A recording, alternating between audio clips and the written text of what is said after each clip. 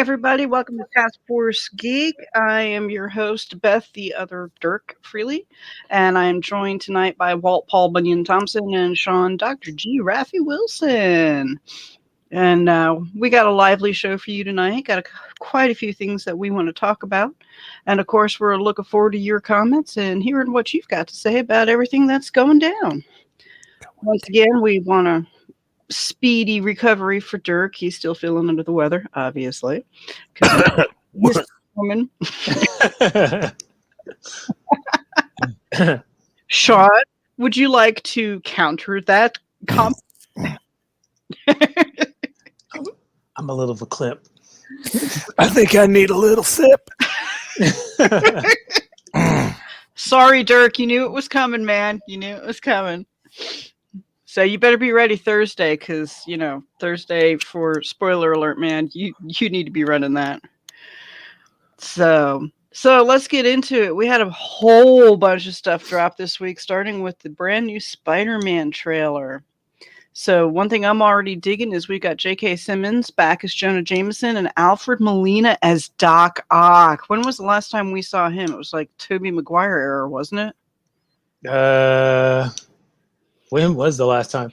I know he's been in some things after his Dr. Octopus appearance, but does anybody care? Does anybody care? Right. Exactly. He's one of those actors where you see him and you're like, oh, I remember him from such and such, but then you forget him again. Then you forget, right? Yeah.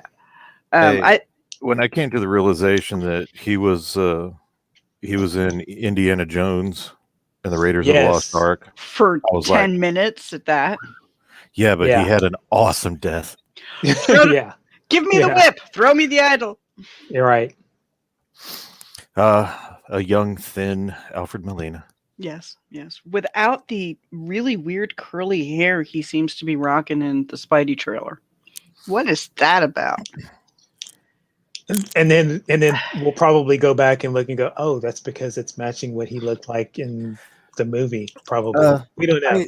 I had seen a clip from his Spider-Man movie, and he looks real similar. I mean, I think they did try to match him to from way back when. Way back when. I think this is gonna be fun. Mm-hmm. Well, anytime Doc Ock is involved with Spidey, it tends to be fun. So. Well, just the fact that it's multiverse related, it has to be fun. Mm-hmm. I saw a deal online where they were doing, and I don't think it was planned this way. I think it just happened. It was kind of like a little watch party at a bar. Yeah. For the Spider-Man trailer. I'm sure it was just up on, one of their deals, and they called everybody to take a look or whatever. And as soon as you see the tentacles plant, you see everybody in the crowd just kind of, and then once Alfred Molina pops in, everybody in that place just lost their shit. It was great. It was a Cap with Milner moment. Oh yeah. Yes. Cap with Milner moment. Apparently, according to Dirk, Alfred Molina was doing stuff on Robot Chicken, which now makes me want to go back and rewatch Robot Chicken. You know what? If anything, if anybody has never watched Robot Chicken, they should watch it just to see if they can make out the voices. Yeah, that's half the fun of watching those episodes. I mean, it's like watching the old Celebrity Deathmatch, which side note is making a comeback. Inside note, but all the guest voices that pop up on there are really, really interesting. Oh yeah, he was in Prince of Persia.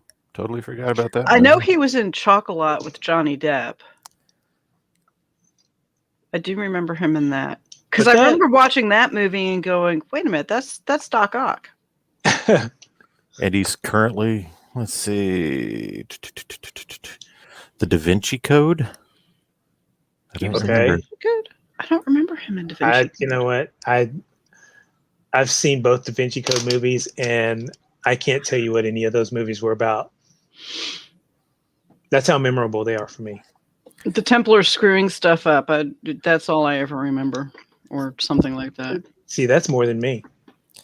I remember the Templars were involved.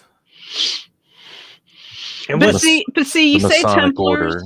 You say Templars. My brain goes to Assassin's Creed, and then I start questioning myself: am I remembering the movie, or was I playing the game? So right?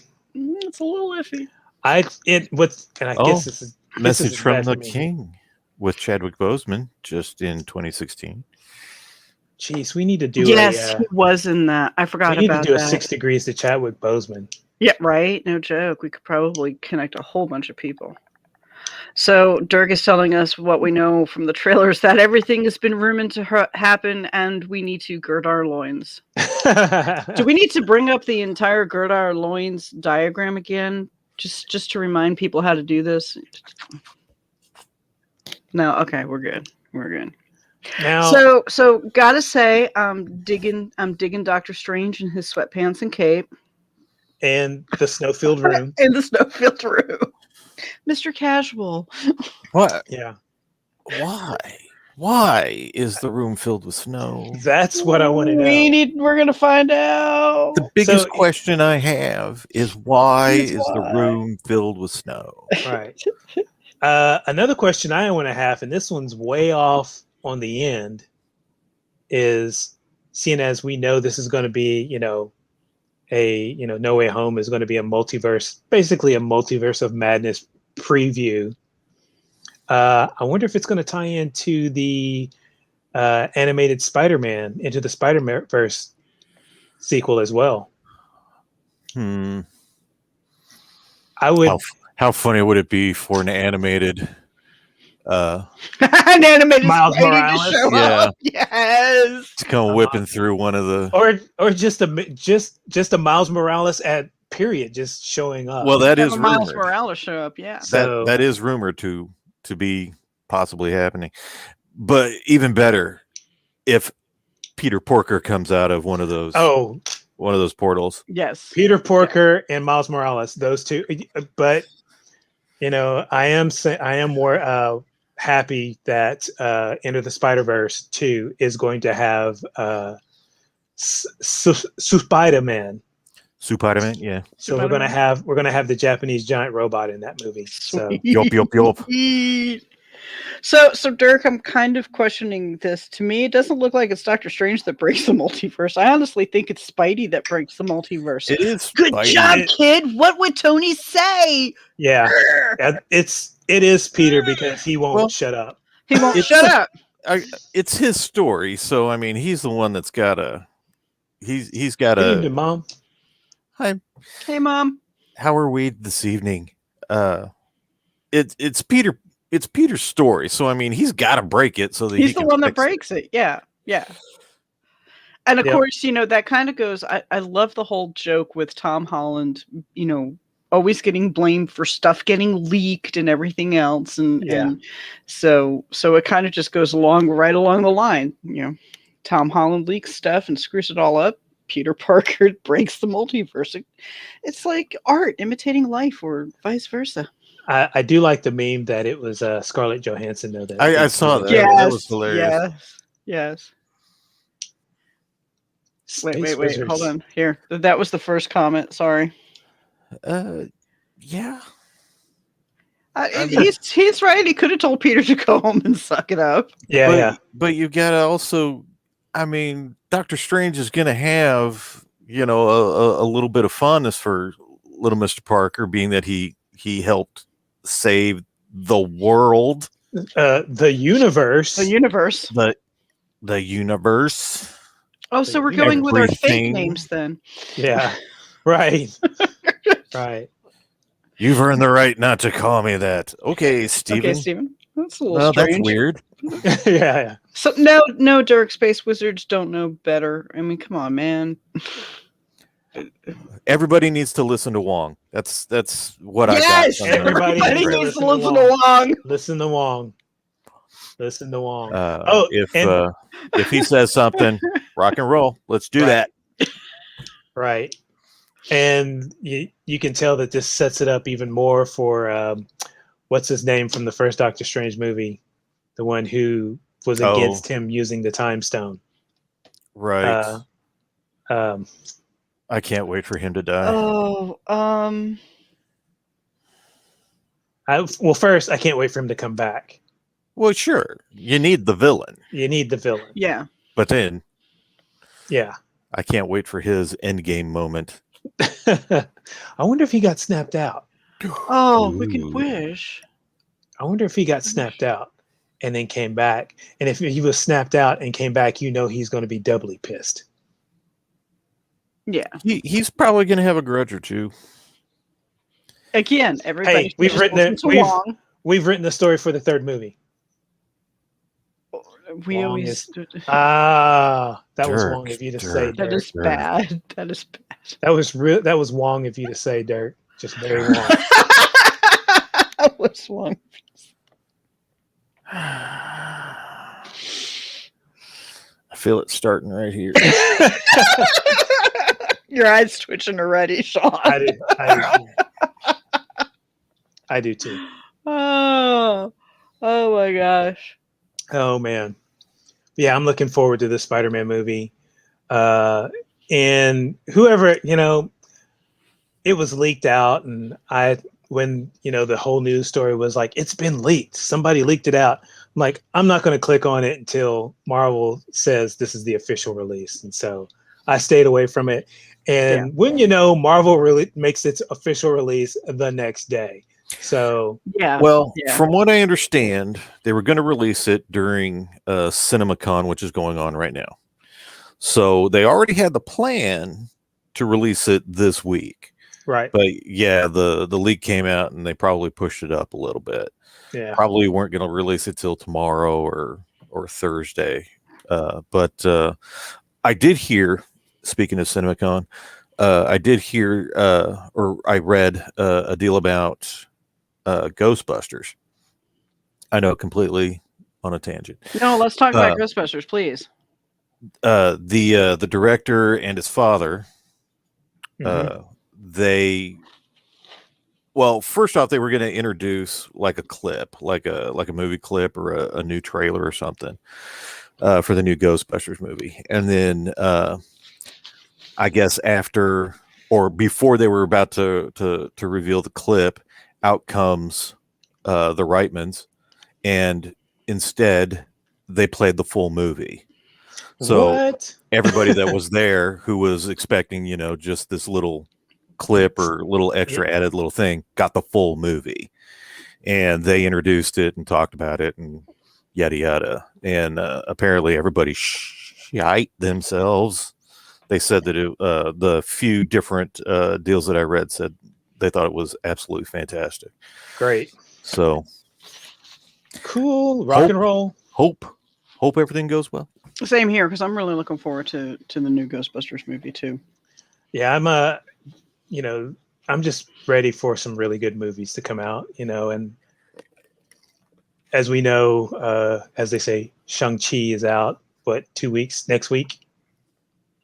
Yeah, next week. Anybody seen it yet? Not this Friday, but the Friday after. Yeah. Friday after, right. And I'm really excited to see that. Dude, I'm pumped. I'm pumped for that. I'm really pumped for that movie because, Master of Kung Fu is one of my favorite. You give me any martial arts movie. Oh, I'm rabid. Yeah, same here. But what I found really interesting, and correct me if I'm wrong, Master of Kung Fu was loosely based on Bruce Lee, being that he was hot at the time. Right. One of Bruce Lee's biggest philosophies was the style of no style. His Jeet Kune Do was not based on just one style of fighting, but all styles of fighting, including wrestling and grappling and what we would call mixed martial arts today. Mm-hmm. Now, whenever they were training the actor for Shang-Chi, one thing that he went on about is how they trained in multiple styles to create this fighting form of our hero. And I'm sitting there going, Did you mean to do that? Right. Did you mean to be Bruce Lee? Is that what you were trying to do? Right. Did you It do kind it just reflexively? it makes me wonder if any of Bruce Lee's former students were involved in the training. You know, I mean, we know some of the big names like Chuck Norris was a student of Bruce Lee. He went on to develop his own style of martial arts, Junkukdo, which I actually hold a purple belt in. Um, yeah, I can't find a I Junkukdo school mean, here though.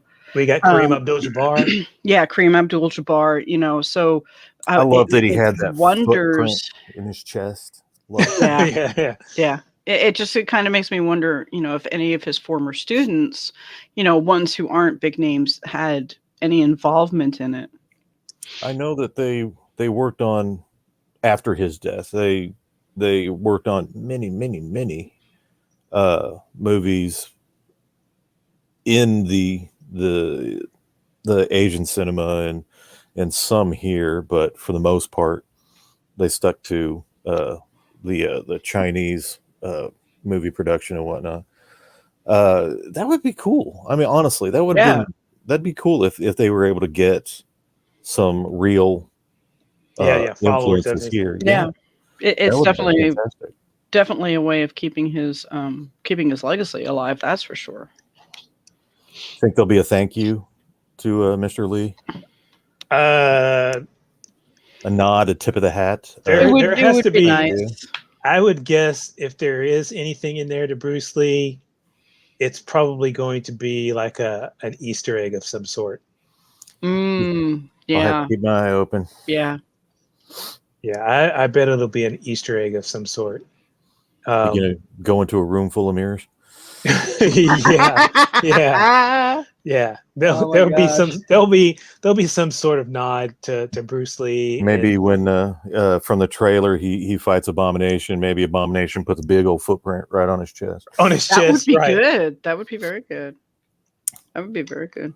Speaking of Bruce Lee and you know, martial arts movies and stuff, what's going on with Cowboy Bebop? All I know is it's not coming out soon enough for me. November 19th is the release date, and I know it has John Cho, Mustafa Shakir, and Daniela Pineda. The only name I recognize is John Cho. And I know nothing about Cowboy Bebop, so you two need to kind of educate the girl. It is on Hulu and Netflix both. There's only something like 26 episodes. Stream it. I was gonna say it's only one season, and then there's a movie that's kind of an untold story. Okay. And the movie takes place before the end of the series. Yeah. So you might have to look up online when the best. I don't remember what episodes it takes place in between, but look that up. You definitely need to. All right, so I've got homework then. Oh yeah. When you talk about like top 10 anime, Cowboy Bebop is right up there. It's at least in the top 10. It's at least in the top 10. I mean, the story, the music. If you like big band music, oh my goodness. Dude, there's so much cool jazz in that. It is so even much funny. So much. And then the Yoko Kanno who scored that series, just to give you a dynamic of, you know, her style of music. They consider her to be the John Williams of anime. Oh, okay. But you've never seen John Williams do techno music before. You can literally just put the opening theme on loop and just listen to that for hours. I mean, it's just absolutely the entire soundtrack from Cowboy Bebop is amazing. The tech is amazing. The stories are down to earth, and which is really funny being that they're out in space. But anyway, right. The characters, you love these characters. You bond with these characters like crazy. And if somebody's hurt, you feel it. If somebody dies, you feel it. It's just one personally. It's one of my personal favorites. Oh yeah, I caught it probably halfway through the season on like Adult Swim. Toonami. Just happened to catch it one evening, and I was blown away. And because of that, of course, whenever Samurai Champloo came out, who was by the same people, I was just, I don't care what, I'm watching this whole thing. You're right. And then I believe shortly thereafter, I bought the box set on DVD. Same here. I now have the box set on Blu-ray. I've bought Cowboy Bebop twice. I've got 2 box sets, one on DVD, one on Blu-ray. It's an amazing series, absolutely amazing. One of the things that I often complain about. Yeah, absolutely. One of the things that I complain about with modern day animation is it's so choppy, and there's a lot of that in Cowboy Bebop. I mean, it's, you know, it was made on a budget, yeah, like everything else, but they do it so much better.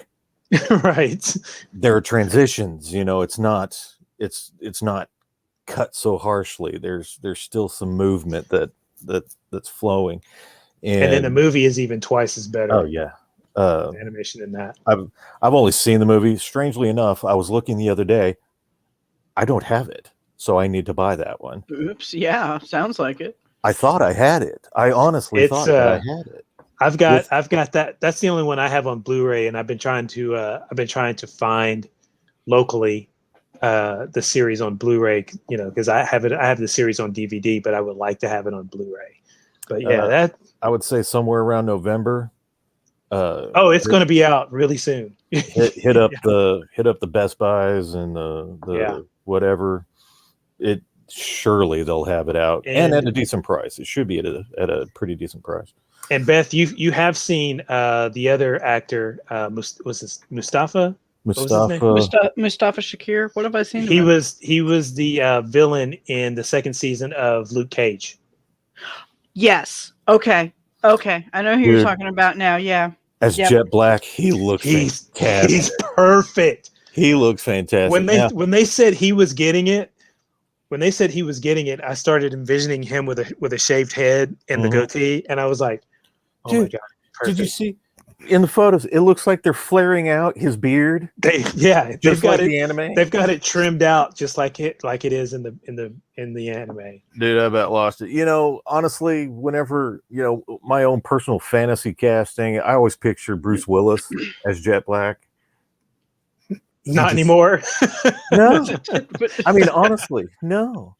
And I love Bruce Willis. Bruce, I love you, brother. I love you. But this guy is fantastic. He's also the right height. I haven't even seen anything of the show, and I'm already got. Oh yeah, that's him. Yeah, that's him. Yeah, perfect. Yeah, and of course everybody's favorite character is in there. Einstein. That's the dog. Of course, that's the dog. He's the corgi. He's the corgi.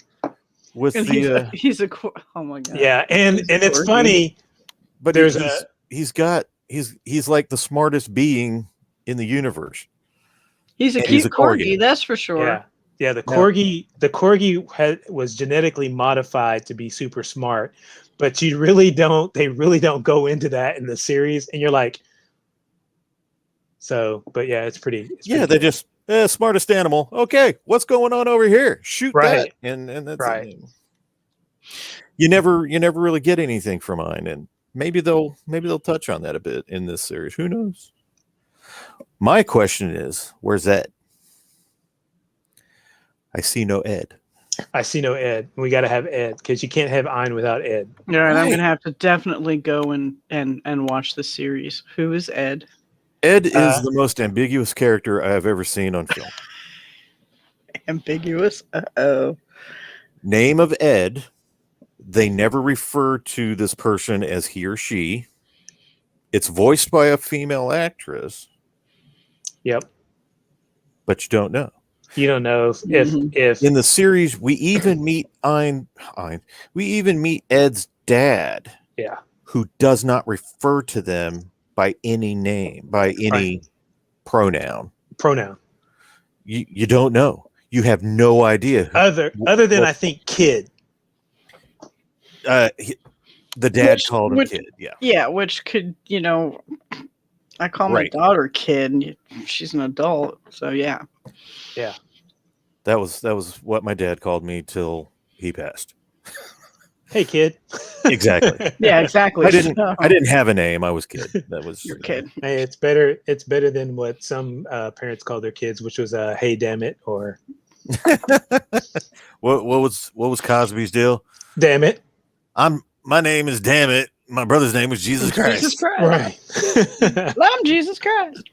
Oh my gosh. No, I'm Damn It. He's Jesus Christ. I know I've only recently been getting into anime. I mean, I was into some of it as a kid. We've talked about Battle of the Planets before. And Speed and me Racer watching that and Speed Racer and stuff. But as an adult, I kind of Airboy. got out of it. Yeah. And the funny thing is Dan watches a lot of anime. I mean, he's a big Eon Flux fan and stuff like that. So now I'm actually wondering if he's ever watched Cowboy Bebop. He probably If has. not, He probably has. Yeah, I'm gonna have to ask him when he gets home tonight and see. Speaking of anime, back in the day, Toonami was around, and then Toonami disappeared, and then Adult Swim would show they would show comedies, and then they would end the evening with anime. And me and my mom really, as far as anime, me and my mom really got into Inuyasha and Case Closed. Mom loved Case Closed because it was a detective story, or the original name of it is called Detective Conan. And I think those are still on Hulu, but they're not dubbed. The ones that we were watching were dubbed, but the ones on Hulu are we call it subtitled. I recommend Inuyasha and Case Closed, or Detective Conan, whichever one you want to call it. Inuyasha I've heard of. I think Caitlin watched that one because she's watched anime. Now, some of the anime I've watched, some of the recent stuff is like Castlevania, which I absolutely love Castlevania. It's good, but that's American. I mean, the director's American, it's writing's American. So. And you can tell in the style of the story, it's American. Yeah, there's definitely from other anime that I watch on even just going as far back as Battle of the Planets. Yeah, you can tell there's a big difference in how they do it. Now, Gunbuster, I recommend Gunbuster, even though the creator for Gunbuster is American. Cannon Buster, that's it. Cannon Buster. Never mind. Thank you for correcting me. Cannon Buster. The creator of that show is American, but that was strictly done for the Japanese audience, and it caught on here. That guy's got mad respect from me. Dude, he is a hero. Yes. For somebody to have the passion that he does, and to literally give up everything, pack up a bag full of crap, and then move to Japan. Right, to learn the craft. I mean, and I seriously, if you know anything about the anime industry, you think you have it bad here by getting minimum wage. You ain't got jack. You are a billionaire compared to the anime trade. Yeah. You literally get paid like $1 a day. And the conditions that you work under are not like 8 to 5. I mean, it's like you wake up at work, and then you work until whatever needs to be done is done. If that takes you 8 hours, if that takes you 17 hours, there is no limit. You do what is necessary to get it done, and then here's your $1 for a day. Go get some noodles. I mean, it's literally, you're nothing. You are nothing in the anime industry. And there's a lot of horror stories. You can read a bunch of horror stories. And again, for this person to throw himself into that by choice, and all because of his love for anime, to develop the skills, the knowledge, everything to create his own properties and whatnot. And I believe he's still there. He just his latest series is the Yasuke series on Netflix. I mean, produced by him and the music DJ Flying Lotus. That is a great name. Again, I've got mad respect. Mad props for him. Mad props, dude. I'm not that passionate about anything, and I'm pretty sure things like he was, you got to know that Cowboy Bebop was on his list of influence on that. Oh, absolutely. I mean, you can see a little bit of it in Yasuke, but it wouldn't surprise me to find out that he did, finishes or something on some of these projects. I don't know how long he's been there. I'm pretty certain it's been about 15, 20 years. I know he's at least 20 years younger than me. Okay. so that makes me even more jealous. No shit. Yeah, man. God bless. Appreciative. That's an appreciative jealousy there, dude. So, I mean, serious. Mad props to him. So yeah, there's a few for you to watch there, Beth. Okay. Getting back to the show, though. Getting back to the show and what we're talking about. Personally, I am. How do I want to put this? I'm very excited for it. I'm very excited to see what they're going to do with it. I'm also a little scared. Cho does not inspire confidence in me. And it's nothing against him, nothing against his ability, his acting ability. I have to wait for a trailer. I have to see what he's bringing to the show. I know who Spike Spiegelman is. Spike Spiegel, excuse me. I know who Spike Spiegel is. I know his character. I know his mannerisms. I know his demeanor and Now, not that Cho can't do that, but does he have it in him? There's a certain actors, it comes naturally and you feel it just ebbing off of them. Him, I'm real. The Netflix series does have a lot to live up to. You're correct. I mean, for one, in this case, you have to be a fan of the property. I mean, you have to be, even if he's coming into, or if anybody was coming into it and it's their first time seeing the property and they watch it, they come out of there going, oh my God, I got to watch that again.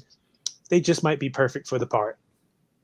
Well, let's hope he's done his homework then. Yeah. So, because, Spike Spiegel, as far as, the epitome of cool, like downright cool. Mm-hmm. Spike is one of those characters. I'm not going to rate him, but as far as like my top 10, 20 characters that I think are just downright cool, he's one of them. If you're ever trying to find reference for a particular character that you're writing about, or you're trying to illustrate or emulate, Spike has got to be on your list, because there is, again, the way he carries himself, the way he approaches people. There's a guy with a gun at his face and he's just kind of like, all right, whatever. And you're going to do what with that? I mean, he's one of those. What I just realized? Who I just realized is a good comedic character of that, of Spike Spiegel? The wrestler Orange Cassidy. I do not know this character. I don't either. He's a guy. He comes out. He wears jeans, has a T-shirt, wears a. Is he the one that shoves his hands in his pockets? Yes. Okay. Yes, and people get up in his face, and he just stands there with his shades on, and he puts his hands in his pockets, and then he'll do a whole wrestling match with his hands in his pockets. You snicker, but he wins. He wins. Go to YouTube and look up Orange Cassidy. If you the first time I saw Orange Cassidy, I was like, okay, I have a new favorite wrestler. But even not to downplay that character, but even still, he still, you can tell that it's an act from him. Even Spike, even though it's animated, these are all hand-drawn characters. You feel it just by his presence. Yeah. You're just looking at this guy going, like, there's a scene in the movie where he's snuck into like I want to say it's like a business or something, and he gets into a fight with the head of security, who just happens to be a woman, and the whole time he's hitting on her. And like the line he gives her is, "I love a woman that can kick my ass." And I'm looking at pictures of this Orange Cassidy guy, and yeah, I can see it. Yeah. I mean, yeah, he's an act, and he's acting, but you just can't get enough of it. It's true. Yeah, I mean, that's a comedic version of Spike Spiegel. No, you're absolutely right. And I mean, as we've discussed many a time on the show, I am so far removed from the wrestling world. Unlike whenever I was younger, I just don't watch it like I used to. Or I'm the same way. I'm almost a casual viewer now. Right. And so I'm not as up on the modern characters and what have you. But I do remember you mentioning him before, and so of course I had to look him up. I had to watch what is it, AEW, I think. AEW, yeah. And see what is this guy? Is he kicking that guy? Is he kicking that guy's shin? He's kicking that guy's shin. Yeah, he does the shin taps. He does his hands in the air into the pocket, and then I'm gonna kick you in the shin. It's just casually. I'm just kidding. They call him the slacker wrestler. I can see why. I just saw the pictures, but I remember sitting there looking at this clip, and I'm like, what? Why isn't somebody punching him in the face? I mean, did you just kick my shin? No. Did you just tap my shin? You did it again. Yeah. What do you do? Bang! Yeah, I mean, come on. Yeah. But see, the other thing is, like, people will swing at him and he'll duck. Yeah, he'll just bob and weave. And what's funny is when he does that little shin tap, the crowd's going, oh, and then he does like a little wind up, and they're like, oh. And all he's doing is he's just barely tapping him on the shin. I mean, good showmanship. Yeah. Again, coming back from when I was a kid watching this, and then I see this and like, really? This is all it took to get the crowd behind you? All right. I remember. Yeah, I mean, I remember watching wrestling. As a teenager and everything, it would have to get the crowd wound up like that. I mean, somebody had to pick up a chair. Right? Right. Yeah. Who is bleeding? Yeah. Who is okay? He's bleeding. He's bleeding. Yeah. I mean, I remember as a kid, was it Mick Foley? Which, by the way, I if you haven't seen the documentary, this is an old documentary. It's about 25 years old, called Beyond the Mat. Watch that documentary. Especially if you're a wrestling fan, yeah. Especially if you're a wrestling fan. There's a segment where Mick Foley is wrestling The Rock when The Rock was just an up and comer, and The Rock's supposed to hit Mick Foley with a steel chair 3 times, and on the 3rd time, Mick goes down. This is when he was in the character of Mankind, so he had the leather face mask and everything. And this was an I Quit match. And this was an I Quit match. And he got hit 3 times, and he didn't go down. And he didn't go down. So The Rock hit him with the chair again, and he didn't go down. And so The Rock hit him with the chair again, and again, and again, and again, and again. And apparently his head was busted open. He's bleeding like a stuck pig. This was the first and only time that his daughter was brought to one of his matches. She was horrified. Sorry, didn't mean to go this far. Oh, you're fine. Just but what was absolutely beautiful, because again, they go behind the scenes. They're in the back. Mick is sitting there talking to The Rock, going, "Dude, why'd you hit me in the head so many times?" And The Rock's like, "You were supposed to go down after 3. You didn't go down." Oh yeah. I'm sorry, man. He's the one busted open, bleeding all over the place, and he's apologizing to The Rock. Right. So next thing you see is him being sat down, and they're sewing him. They're giving him stitches on his open skull. And the entire time, his wife is holding her daughter, who is bawling her head off. And the entire time this person is sewing up his head, Mick Foley's like, "It's okay, baby. You know nobody can hurt Daddy. You know I'm fine. No one can hurt Daddy." And it's like, trust me, no one can hurt him. No one can hurt him. Yeah. It might look horrid, but he's good. He's gonna be fine. Oh my God. Absolutely a brilliant documentary. Highly recommended.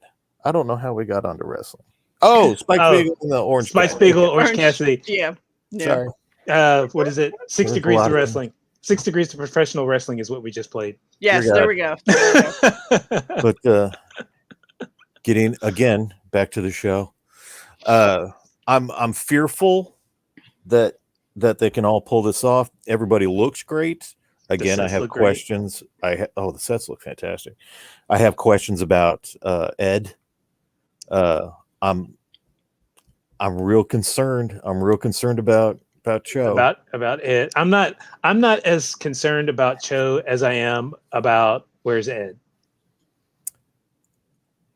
The thing for me is there is such a high bar. Oh, there's a huge high bar. Don't get me wrong. Don't get me wrong. There's a high bar. I just don't know if John Cho can meet that bar. So with that in mind, what direction is it going to take the character? How is it going to relay the character? And is it going to be something that we can get behind? I do want to know where Ed is. Are we going to get Ed this season, or is Ed somebody that we get introduced to at the end of the series into hopefully a second season? Ed was always one of my favorite characters. I just computer hacker, by the way, hacker. But that single character had so much life to them. It didn't matter what was going on. It didn't matter what was going on around them. They were still so happy and full of life and just love every moment that you exist. And it was such a positive because Spike, is a very depressed person when you think about it. Even though he carried that air of, I'm just a cool guy or whatever, his backstory, you can tell that he's got demons. He's got demons. And he's serious demons.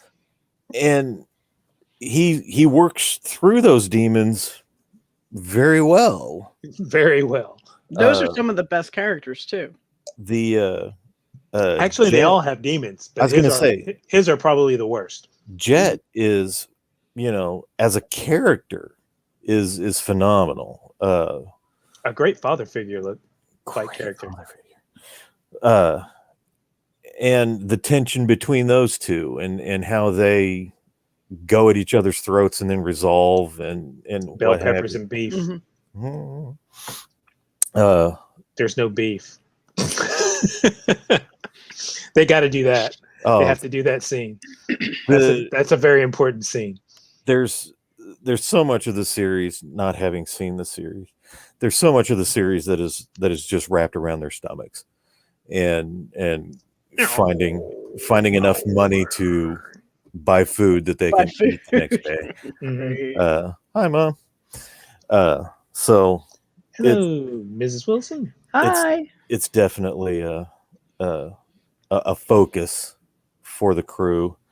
And then when Faye joins them, it's even more of a focus, because then they have even less money, and Right. Right.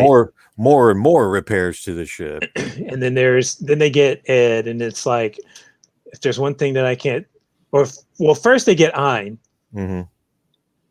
and then they get Faye, and then they get Ed, and it's like, oh great, three things that I can't stand. I'm definitely gonna have to take the time and watch this one. It is by far Scott may disagree, but it's a very, very good investment of your time. To watch this show. I don't know why. Well, Scott would probably disagree with the live action show, because it's probably going to be about an hour long. Oh, they've got to be.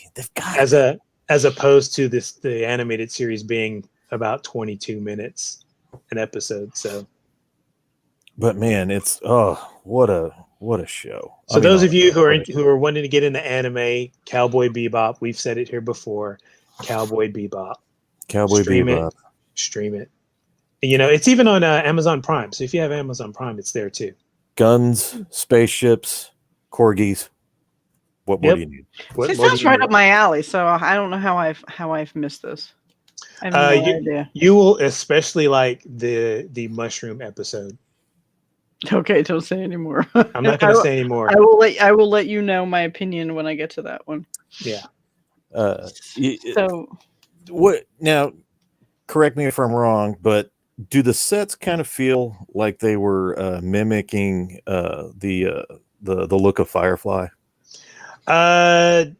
No, because the one set that I saw where, I mean, it's definitely the Bebop. It's definitely the Bebop. But the look and feel of it, I'm sitting there going, I would argue that Firefly was trying to look like the original Cowboy Bebop.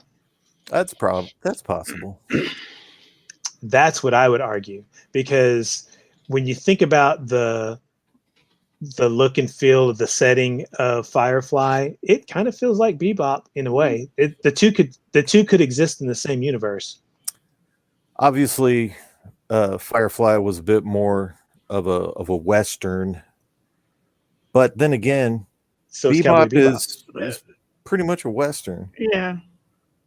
I mean, there is that hologram. Yeah, she's dressed as a cowgirl, I believe, with chaps and everything. You mean not the hologram, but the what is she hologram? You're thinking about the little the one that issues the bounties. It wasn't a hologram; it was a TV show. Because that's right. Because there was the little Indian man, who was dressed up like a cowboy, with his Indian accent, talking about "Howdy, cowboys." That's right. Because that's what they call bounty hunters in the future, cowboys. So it was the bounty hunter show, and his sidekick was this scantily clad, tall blonde girl wearing a. I believe wasn't it cow patterned? Like a black and white cow or something? No, it's like blue and white or something like that. Anyway, I gotta look it up now. Anyway, I hope they have that show in there, because that's an important side show. That's an important little, side piece to the show, because that's how they got their jobs.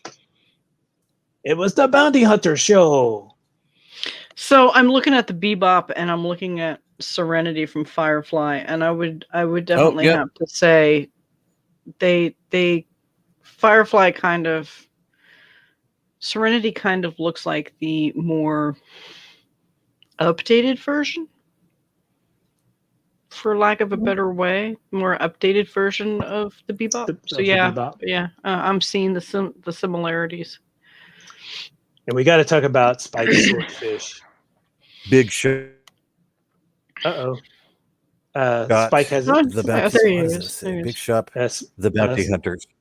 Oh no, that's a T-shirt. Spike has Never his mind. own little personal fighter ship called the Swordfish, which is one of Amazing. they put that as one of the most iconic spaceships in science fiction. It ranks up there with the Millennium Falcon, which Oh. I have to give it to him. It does. It's a very iconic looking spaceship. I remember seeing that spaceship, people walking around with images of that on shirts, and I didn't even know what it was. Oh wow! Oh yeah. Oh Yeah, yeah, that's cool looking. The swordfish is. It's amazing. It's an. I don't know how many shirts I have with this thing on it. Apparently, somebody built a Legos version of it. I'm pretty sure a bunch of somebody built Legos in that. I'm pretty sure a bunch of people have little Legos built of that. I have to talk to my niece Kat about that. There it is, the Swordfish. That is a pretty impressive looking little ship. The canopy here opens up in this little ball or whatever. That's kind of like your little escape pod. Obviously, when in storage, the wings fold up like the old Corsairs of World War II. What is the gray thing in the front? That's a gun. That's Okay. a gun. I figured it was either a gun or an antenna, one or the other. That's the main gun. It also has machine guns. There's a speed Oh, brakes. sweet.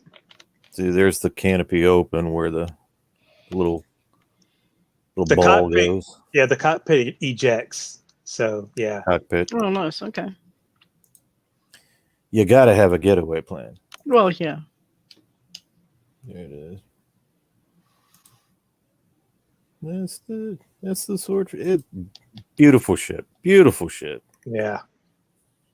And I remember even at the time, looking at this thing, it's like, who came up with this? Right. Yeah, no joke. How high or drunk do you have to be to create this? Because I want whatever that guy was drinking. Or smoking. Or smoking. Or eating. Or eating. Yes. Or maybe all of the above. Just love that design. I mean, it's simple, and yet you're like, well, yeah, no doubt. I've tried so many times playing Destiny to emulate that. Oh yeah. You try to find certain ships, and then you Piece them together. Well, you don't piece them together per se, but you get a ship, and then you can get a different version of that ship, and then you get certain colors and whatnot. And I've tried so hard to get somewhat close. Not there. Go back to the picture where it shows the wings folded up. Kadoosh. Yeah. See, that's that's neat. Like I said, I remember. I want to say it's the Corsairs. During World War II, they would. Yeah. Well, granted, probably all the planes on aircraft carriers did this, and I'm just not aware. But I remember seeing a lot of photos of the Corsairs. The Corsairs, definitely, yeah. The Corsairs did the, if I can remember the names of them. Crap, I can't remember. But a lot of the torpedo bombers, most of them had folded the wings folded up like that. But the Corsairs folded up, crossed over like that. Right. Yeah. Oh, cat, you got sharp claws. That's pretty cool. You okay over there, Shawn? Yeah. Just bleeding. I'll heal. It'll be all right. Pour some alcohol in it. Or she or in doesn't our- weigh much, but damn. I when peanut butter starts, I have to. She will stick to the blankets. Her claws will get so long, and so every so often I have to wrangle her down and cut her nails, and then it's a meow fest the entire time. So what's that Dirk saying about Scott? Scott's only legitimate use of time is to play games. And you're not supposed to play for fun. No Then fun. why bother? He is very competitive. He has always been competitive. Good And Lord, we need to introduce him to Dan's gaming buddies. Jeez. if for Scott, and by God, when you're competitive, this is the right frame of mind to have. You play the game to win. There's right. you don't play the game to enjoy yourself. You play the game to win. That's the point of the game. So is Scott one of those video game gamers who goes through the game and plays all of the main quests and never plays the side quest? I think he's only played that I know of. He only plays one video game, and that's Rocket League. Rocket League, because it's soccer with cars. With cars. God dang it. See, I recommend him, and he's not going to do it, but he takes away from games. He would definitely love to hate Gran Turismo. Probably. Definitely love to hate it, because when you play that game with everybody else in the world on the A, B, and C races, most of the people play dirty. Yeah, he would hate that. And Scott would be one of the ones who would want to play the game right, correctly, and increase his status among the other players in the world to be an S-rated driver, an A+ or S-rated driver. But there are other people out there who are looking to do the same thing, and they don't care how it gets done.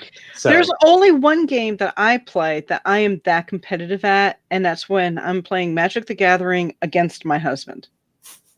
That is the only time I am ever that competitive. Anybody else, you're just there to have fun? I'm just there to have fun. If I'm playing funny. against Dan, especially if we're testing out decks that we want to play against somebody else, oh yeah, you better believe it's on like Donkey Kong. Like last night we were playing when he was testing out a new deck, and I'm sitting there, I'm not even getting a card in, and I'm like losing points rapid. And I looked at him, I said, "Would you hurry up?"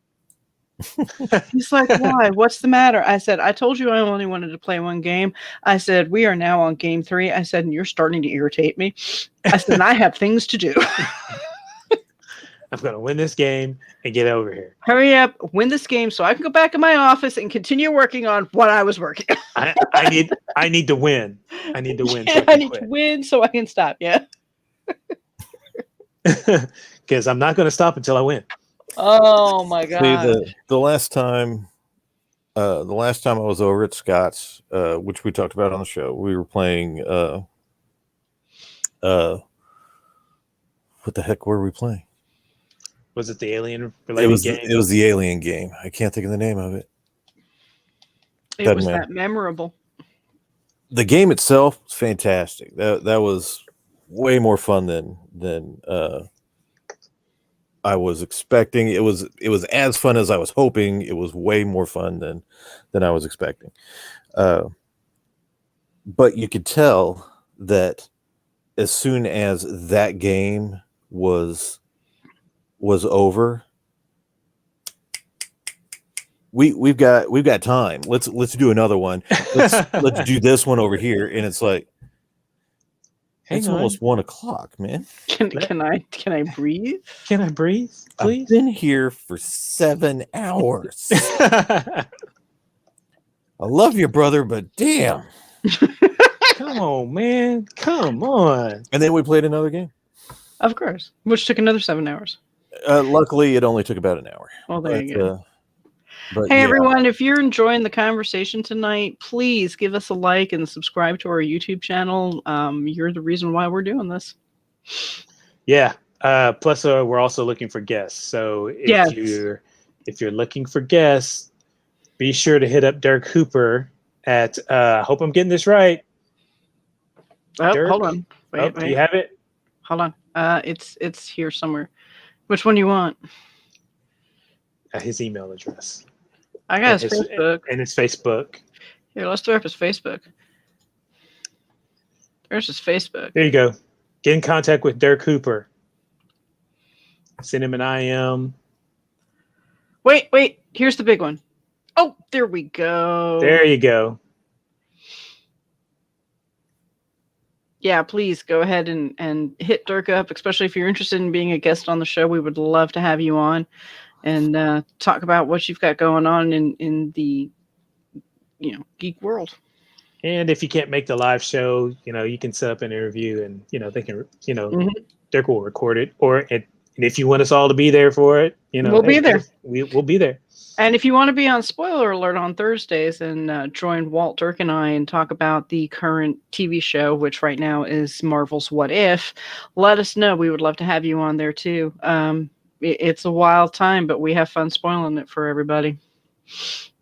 Speaking of What If, this week's episode looks fun. It's What If the World Lost Its Mightiest Heroes? And guess who's back? Loki. It's a Loki episode. It's a Loki episode. I have not seen the trailer for that. You know what? They don't really make a big stink about letting us see what's coming up. You have to go in and stalk their YouTube channel. Mm-hmm. And I have to say, I kind of dig that. I kind of dig that too. I like flipping on What If and not really knowing what I'm going to get. Yeah. And the trailer, even the trailer for this week was vague. It was very vague. It was very vague. So it'll, we see Loki talking with Nick Fury. They throw in a couple of other characters, but other than what the title says, What If the World Lost Its Mightiest Heroes? We really don't have any idea of what's going to happen when this airs tomorrow. What I could tell, it looks like it might be following along the lines of Thor, the first Thor movie, because we do see Thor. Maybe a combination of the first Thor movie and the first Avengers movie. But we'll have to see where that goes. We'll see. That would be the place to lose them at the end of the first Avengers. Yeah. Putting Loki in charge of, and he wins. But then, what if he eliminates them before they even become the Avengers? Did you watch the trailer, Walt? Yeah. Did you see who shows up with Tony? Yes. Is that that is Killmonger? Interesting. Yes. Well, we know that from whatever that episode is from, we do know that Killmonger saves Tony Stark. So they've already let that slip. Yeah. Yeah, and from the trailers, you also see Killmonger riding on the back of a rhino. Yes, which that one looks amazing too. But I'm curious what this one is going to show us. If we lose our mightiest Avengers, who takes their place? Also, when they show the what if style Avengers shot of all the different characters, there is a Black Panther along with T'Challa. Yes. Who's in that Black Panther suit? I'm going to say it's Killmonger. That's what could I'm guessing. Could be Killmonger, could be Shuri, could be who knows at this point. I mean, if there's you never know. We're gonna have to wait and see. Yeah, I'd still want to see Shuri in the Black Panther outfit. I do too. Not only would that be just effing cool, that'd be hot. Yeah. Okay, I'm not gonna lie. It would be hot. I'm not lying. Come on, Shuri. Put it on. Not Put on the one. cat suit. Put it on. Speaking of people wearing cat suits, what do you guys think about this whole ScarJo suing Disney stuff? More power to her. You know, to be fair, I don't really know what all's going on as far as what's being asked, what's being denied, what's going on. Okay, so My- here's my- the quick rundown. I'll give you the Okay. quick rundown. She's claiming that there was a breach of contract when Disney released Black Widow both in the theaters and on the streaming platform because Mhm. she alleges that she was guaranteed an exclusive theatrical release and salary based on box office performance. As everybody usually does. Now, Disney has come back and said that her suit has no merit and is especially sad and distressing in its callous disregard for the horrific and prolonged global effects of the COVID-19 pandemic. The company said it fully complied with Ms. Johansson's contract, and furthermore, the release of Black Widow on Disney Plus with Premier Access has significantly enhanced her ability to earn additional compensation on top of the $20 million she has received to date. $20 million that she has received to date, and she's complaining to Disney. Now, my initial take on any and all this whenever I heard it break was that she probably doesn't even know anything about it. Well, she does now. But at the time, it was her lawyers talking to their lawyers. Probably. And nobody else was involved. And then when things started once the snowball started rolling downhill, then everybody else got involved. And it's like, what is going on? What are we doing? Well, as your lawyer, I think you're entitled to this and this and this and this, and that's what we're going after. And she's like, whatever.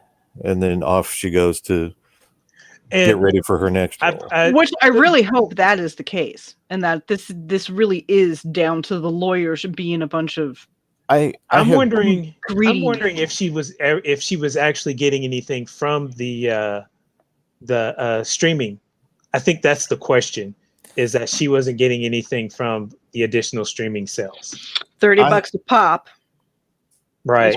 Is what it was. It's $30 a pop on the movie for the streaming. Right. I have dealt with celebrities at conventions and just where I used to work and what have you. And talking with a lot of these celebrities, they really have no idea about their business.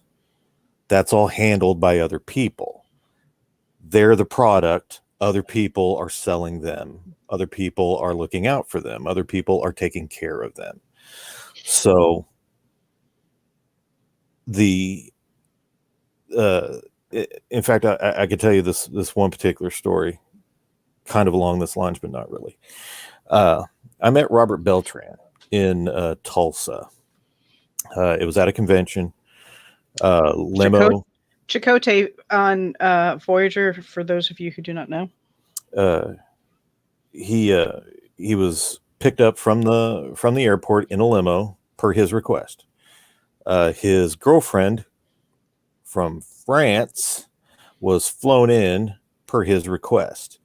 A particular room at the hotel was arranged per his request.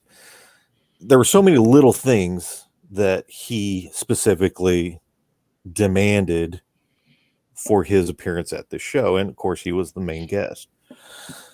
And I think everything had been fulfilled.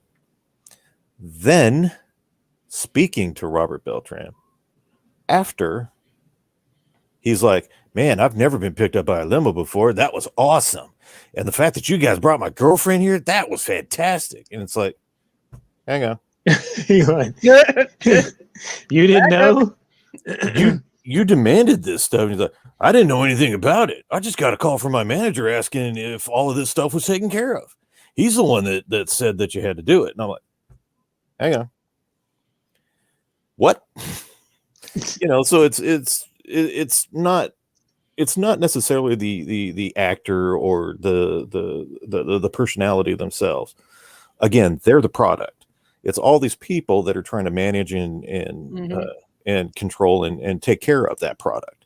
So, getting back to this lawsuit, I'm real curious. Whenever it began, I'm real curious if the parties, Disney and ScarJo, actually knew about the lawsuit or about until the deal in general. right until it became a thing. Right. Now they're like, hey, yo, whoa. Yeah. Scarlett Johansson, why are you yelling at us, Disney? We did all of this for you.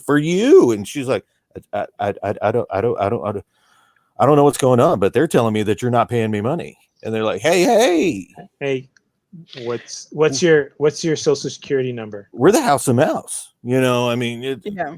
and now it's just, it's like that scene, like I just said, what's your security number? Right. One. One. So like I said, it probably has something to do with, of course it has something to do with the money made from the streaming and whether or not she's actually getting that money.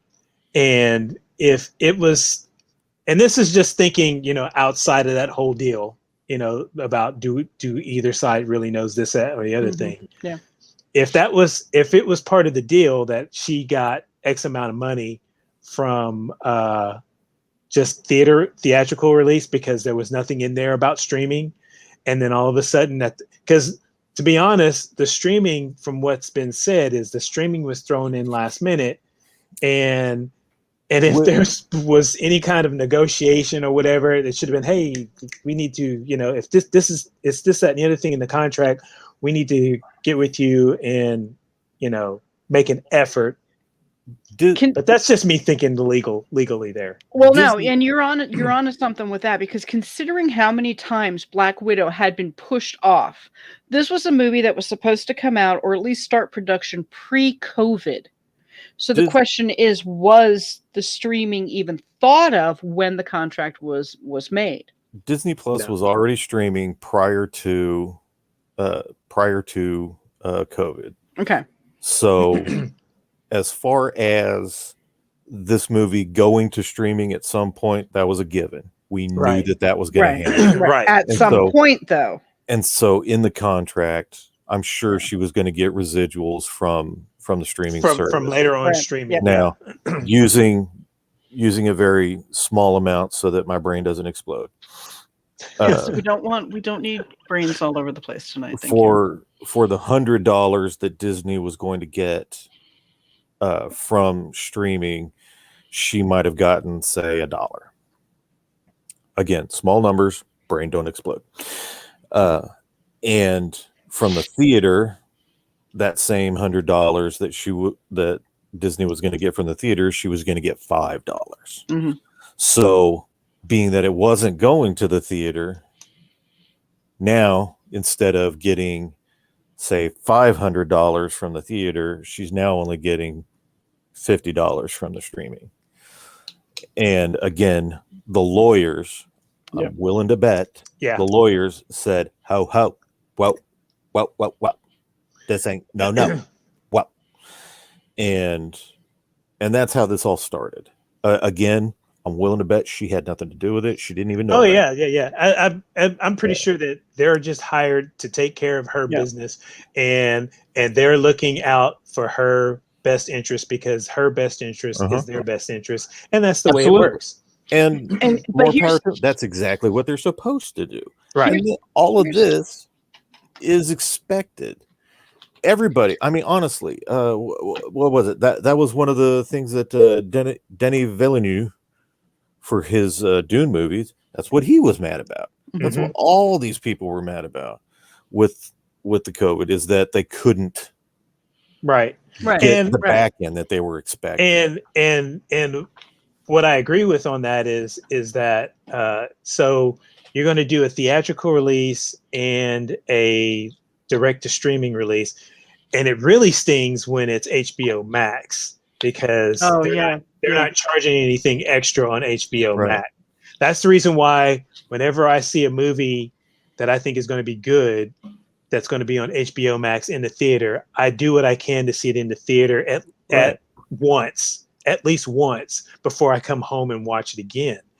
But when Disney is charging extra for home release and theatrical release, and they don't make a deal with their people that, oh, hey, it's theatrical and streaming now. We need to let's renegotiate renegotiate, yeah. so that you don't come back and we have problems later. If that's not happening, then and I'm willing to bet that when the contracts were all negotiated and signed and all that, everything was laid to rest, and then all of the events of last year occurred. Nobody stopped. Their lawyers, nobody said, "Hang on, we need to go back over revisit this." Yeah.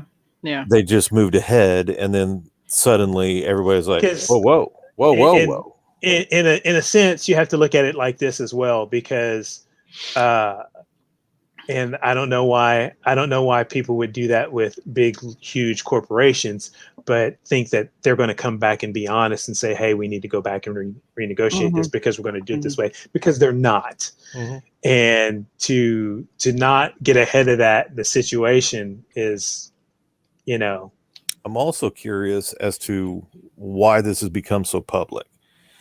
I would think if it were my lawyer, I am not a very public person. This here is the most public you will see of me.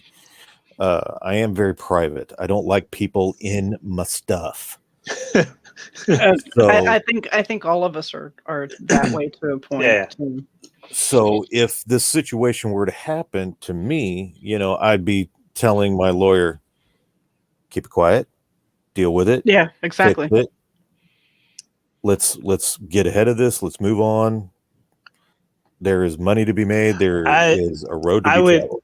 I would be the type of person that would be like, let's get this taken care of, and then when it's taken care of, then let's talk about it to the public. Because look at what's happened to her career now because of this. But then, I mean, like I'm saying, could it have been her lawyers or somebody in her team? Again, she doesn't know about the lawsuit, trying to bring it to the public so that everybody's jumping aware on her side. Yeah. Or, the small actor, there you go. Or then again, people would again, sympathize with Scarlett. Yeah. It's the people siding with this actor against a large corporation. and then again, you can also look at it as, and this is me going off on a tangent. You can look at it like how the streaming services treat music acts and how much they make on, like they're making these great songs and they're great hits, and you're getting like 4 million streams like a day, and you're only getting 0.004 cents per stream. So, I mean, there's so many ways you can look at it, and when it comes to that, so you never know. Yeah. Because she's going to make money when because it's not going to stream exclusive, like oh heck no, yeah, it's not going to stream exclusively to Disney Plus. Netflix is going to stream it. Amazon Prime is going to stream it. The PlayStation Network is going to stream it. So she's going to make money off of that. But the fact that Disney Plus is streaming it ahead of all that, along with the but then again, like you said, she may not have even actually known about it, and then when it gets out in the news, she's like, whoa, hey, okay, yeah, because at this point, Bob Chapek has already been thrown under the bus, and now he's defensive, so now he's like, oh damn it, yeah.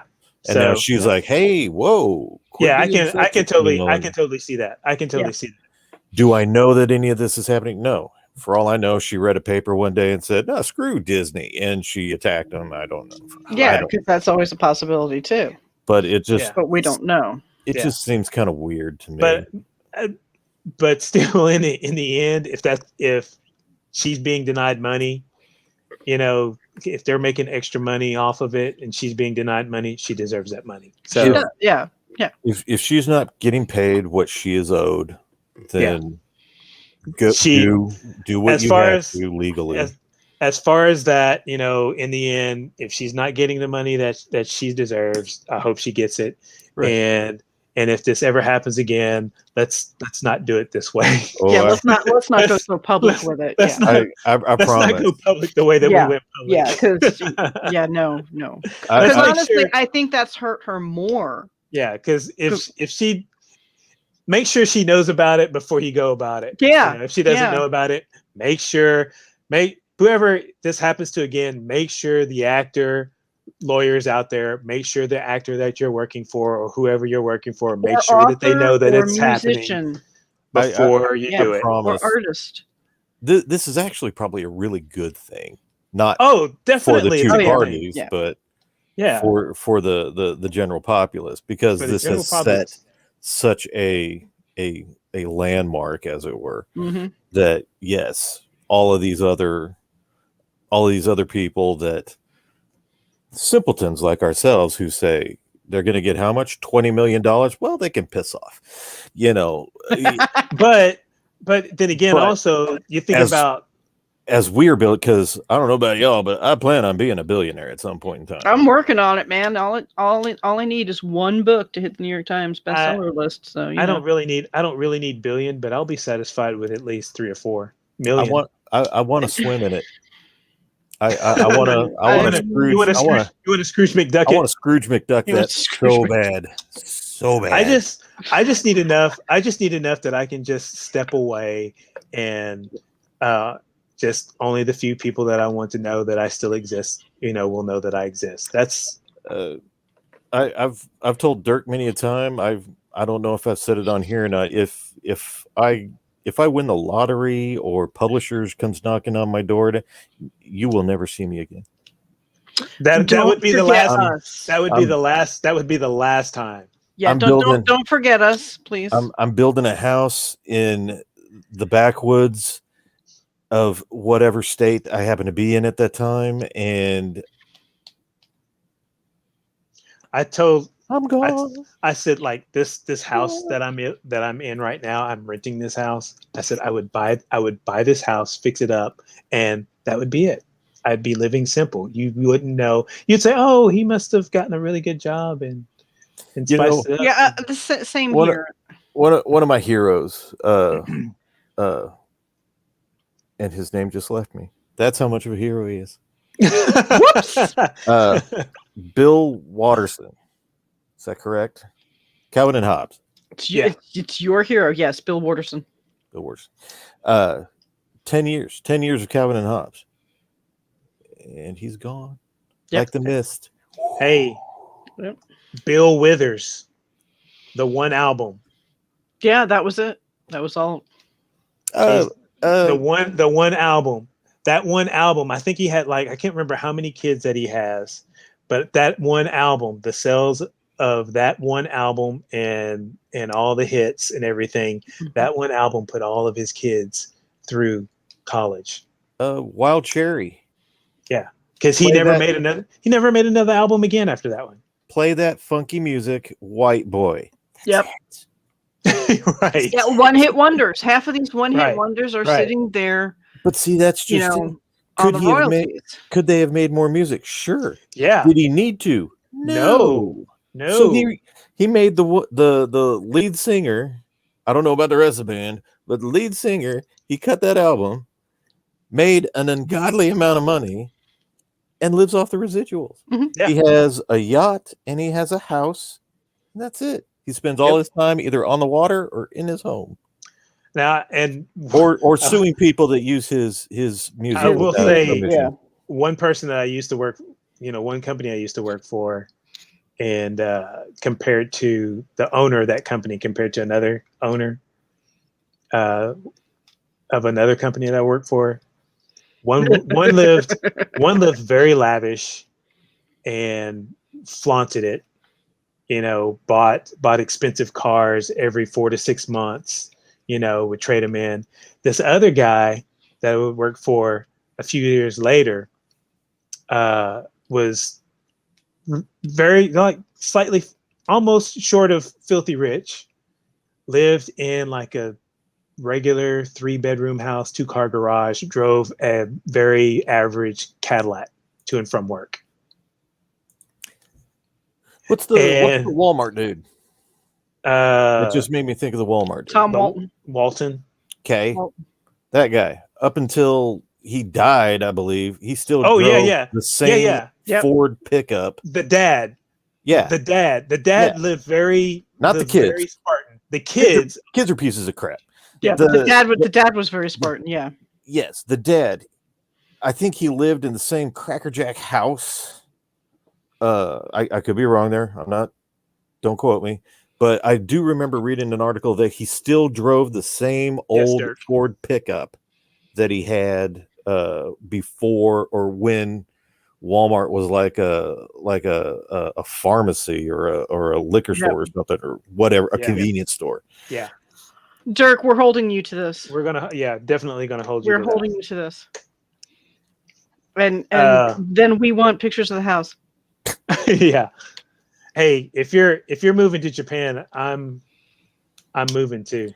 Well, he's not moving to Japan. He's just taking a vacation. I'm moving. I'm going to move to Japan. I'm going to have a home in Japan. Dude. I'm going to come and just have a home in Japan, put a little house out back for me so that when I need a break, I can come to Japan and write. I would love to have one of those old was it the pagoda style? Oh yeah. Oh, that would be heaven. So if anybody's watching from Japan, hit us up. Walt needs a place. Walt needs a place. Hit us up.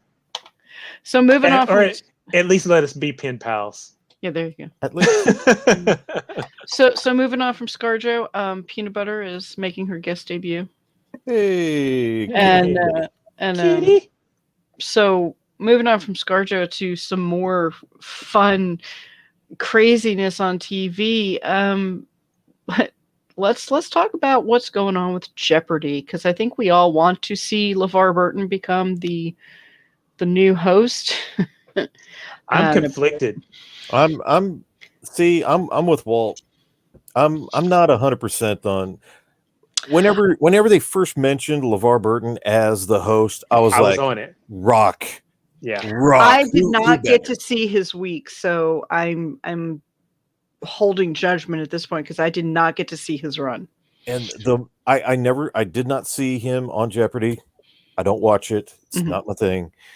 But he has said and done things outside of the show that make me question him. And LeVar Burton, really? Not that I think he's a bad person. I'm not saying anything negative about him. I still think he's a fantastic actor. He's a fantastic character actor. I'm dating myself here, but he will always be Kunta Kinte to me. Yes, yes, sir. I love as horrific as that scene is. That scene always gives me chills. Prideful chills. It's like, you go, man. You tell that guy. Piss on him. Yeah. Anyway, but I don't feel that Jeopardy is the right fit for him.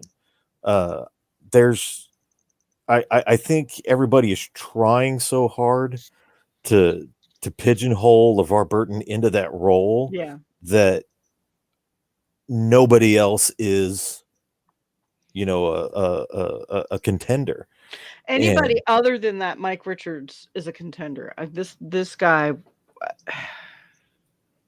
Well, I don't even know. Well, after I learned that Alex Trebek had made a choice of who he wanted to replace him, and I was like, wait, hold on.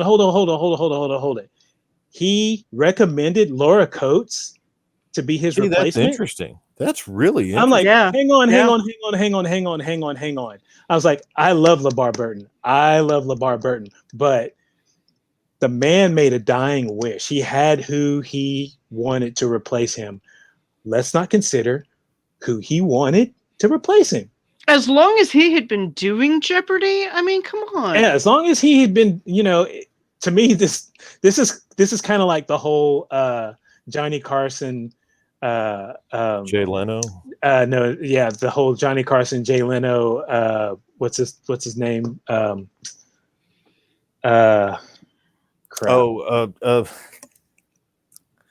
Oh, I David cannot Letterman. believe Letterman. Letterman, That yeah. whole debacle where Johnny Carson was like, "I want Letterman to replace Mhm. me," and everybody was like, "Yeah, Letterman's going to get it." Jay who?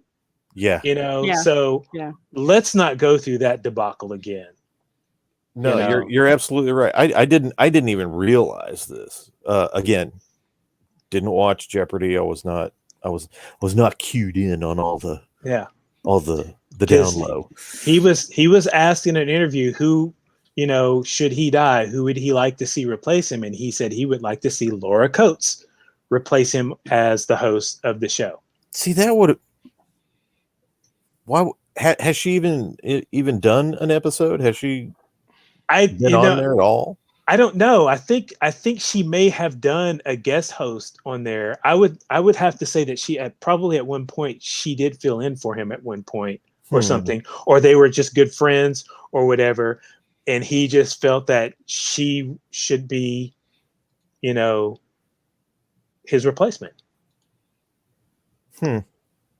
I got to go with that. I mean, that's So I'm like, I love LeVar. I love you, LeVar. I really do, but I'm conflicted now. I'm really conflicted. Well, I don't understand as long as he did Jeopardy for well over 30 years. Yeah. Because I remember being a kid watching Jeopardy and Wheel of Fortune with my grandmother. And my grandmother's been gone since 1985. And I really young Pat Sajak. So, maybe a good 40 years or more. And so it doesn't make any sense to me why they didn't just go ahead and give it to her. I mean, he was the face of Jeopardy. Even people overseas knew who Alex Trebek was. Right. And Jeopardy.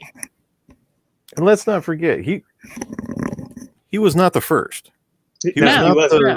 But he was probably the most recognized. Yeah. He's the most recognized. Yeah. Yes. I mean, it's just like Johnny Carson, The Tonight Show. He wasn't the first. Literally he's just the one that I grew up with. Yeah. And I have to say, as soon as Johnny left, I was out.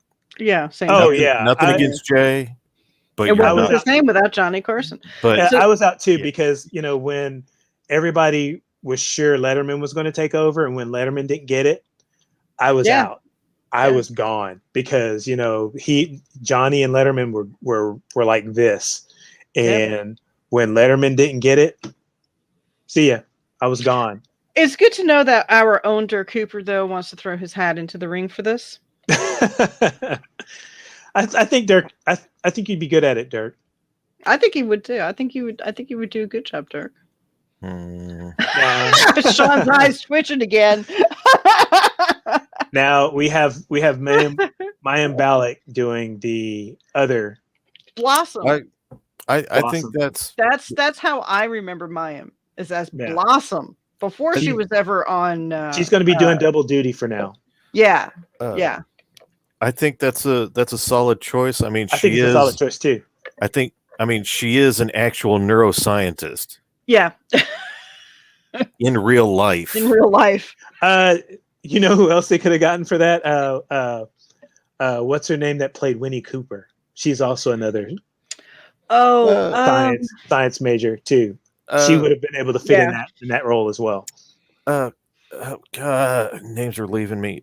From Friends. Lisa Kudrow. She's like she's like got a doctorate in mathematical sciences or something like that. Some insane doctorate. Yeah. Hey, here's another one, and you're probably gonna drop your jaw on this. Will Smith turned down a scholarship at MIT. So I remember hearing about that. We could have Will Smith on there. There's a whole bunch of people that they could have interviewed for the job, but still, only if he starts the show with "How you doing?" No, Joey. No.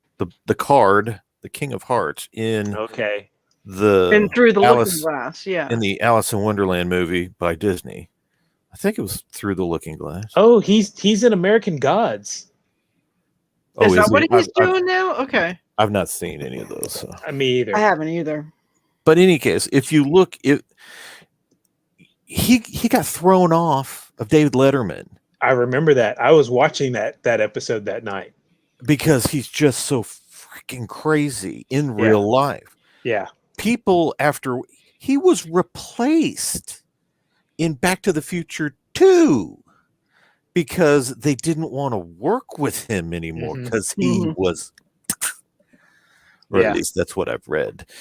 So, I mean, again, Parker Posey, female version, Crispin Glover. There you go. I like it. They're both.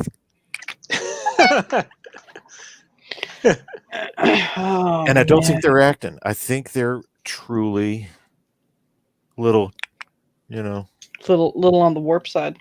They need to be medicated. What was our subject here again? We were talking about Jeopardy, but that's okay. we can move on at this point. We need to rename the show Tangent. Yeah. Well, apparently Dirk likes the idea of Machete hosting Jeopardy. So Of course you do. I think it's hysterical. No. I'm hysterical. I'm sorry. No. That would be hysterical. No. Especially Don't get me knowing wrong. Danny. I do. I love Danny Trejo though. Well, and especially knowing his background and what he's come from and how far he's come. Yeah. I do love Danny Trejo though. Yeah. Was it last year, the year before, probably the year before? There was like a hurricane or a tornado or something, I think, that had kind of devastated an area, and as the news crews are, just kind of doing like a pan shot of whatever's going on, and here's some people helping out with this, and here's some people helping out with this. Lo and behold, one of those people was Danny Trejo. Danny Trejo. Yeah. In the middle of all this crap, just helping people. I mean, dude. Yeah. Dude. Yeah. He is legitimately a good guy. Yeah. Love him to death. I do too. I think I remember one of the first things I ever saw him in was Con Air. And I was like, who is this guy? And, he kept showing up in movies, and stuff. And I started doing research on him and I was like, whoa. He's one of those people, like, if you ran into him, if I ran into him, you're like, oh my God! Yeah. Bubble Boy. And jump up like a little, oh my God. My favorite was From Dusk Till Dawn. Yep. Yeah, Dusk Till Dawn was pretty good. I absolutely loved him in that. I have to say, I do love the Machete movies only because they are so over the top. I hated that he didn't get to do much in Predators. Yeah. Right. Yeah. I hated that he got used for bait. I honestly, I would dare say that because he's such a good friend of Rodriguez, he would have had a much larger part if he didn't have other obligations. Yeah. So I'm willing to say that he okay, I'll be, put me in this, but you got to kill me off pretty quick because I got to fly to Los Angeles to do something else or whatever. Kind of like some of those parts in the opening scene of the Suicide Squad. Yeah. But that's a different conversation. Yeah, that is totally no. We're not going there. We're not going to go there. That's a different conversation. But for another day. I dare say that's kind of how that all worked out. It wasn't that he wouldn't have been deeper in the movie again because he is such a good friend of Robert Rodriguez. Yeah. But it seemed to me that I got a couple of weeks. I'm bored. Do you need somebody to die in a horrible and gory manner? Fantastic. I'm free. Yeah. Great. If you guys have you guys ever seen the Running Wild with Bear Grylls TV show? No. Oh yeah. Okay, he was on that one. Love Bear Grylls. I actually got to see that episode the last time I was out in Virginia. My sister and I watched that episode with Danny Trejo, and it was fantastic. It was a great episode. And it's him and Bear Grylls in the Mojave Desert. Ooh. Yeah, it was good. I love those survival shows. Bear, I know, has quite a bit more production to it as opposed to some of the more grittier ones. Yeah, like Survivor Man. It's literally just him and a couple of cameras out in the middle of nowhere. Yeah, much respect. I often talk about. Here comes another tangent. I often talk about there was a show which for the life of me I can't remember. It had two. Oh, I know which one you're talking about. One was military, and then the other one was a hippie. The other one was a naturalist. Yeah, the naturalist. The other guy was like I don't know. Was he military or was he just a survivalist, like a modern survivalist? I want to say he was military, or in this case, ex-military. Yeah. But in any case, the reason I bring it up is that show was great. Absolutely. Yeah. The reason I bring it up is, people watch again like Bear Grylls, which, as I said, there's a lot more production that goes into a Bear Grylls show. Is he doing this stuff? Yes, but he, at the end of the shoot, they go back to the hotel. Yeah. They're crashing in the hot tub. These other shows, these guys are, yes, they have a camera crew with them, but they are putting their lives in great danger. Right. And one of the things that not only shocked me but impressed the absolute hell out of me was the one show with the two gentlemen. They were presented a question about wounds. If you receive wounds out in the wild, how to best take care of the ones. And obviously, they're talking about gauze, and they're talking about you can take this moss and you can apply it and you can do all this. And the military guy was talking about how you can use gunpowder. It'll hurt like a mother, but you can do it. It is effective. And the show you two guys were thinking of was Dr. Quinn Medicine Woman. No. No. No? Okay. No. That's Jane Sorry, Seymour. Dirk, wrong. Crazy. No. No, that's Jane Seymour's show. Which I do still have a crush on you, Jane. I've loved her since she was Serena in the original Battlestar Galactica. So there you go. Anyway, Bear Grylls talking about this stuff. This guy, he takes his knife and he slices open his arm deep. That hurt bad. Hey, that it hurt bad. You're hurting me just talking about it. I know, right? I'm like trying to distract myself by playing with the cat because he's talking about cutting and no. And he takes a bullet and he takes the gunpowder and along the canal that he has just made in his arm, to which the hippie is over there going, dude, this is stupid. This is I don't know what the hell you're doing. The hippie's going, I'm gonna do this. And he's like, well, clearly it's bleeding good. We need to stop the bleeding. So he put the gunpowder in there, picked up I think it was like they had a fire, so he had a stick with a little flame on it, and you could see him just kind of going, then he lit it. There goes the black powder, and fire. It cauterized it, just like that. Yeah. But if he hadn't cut himself in the first place, he wouldn't have needed to do it. That was the point of it, was to illustrate, not to illustrate that, yes, in an extreme situation, you can cauterize your own wound. This will work, and you can stop the bleeding, and then you won't die.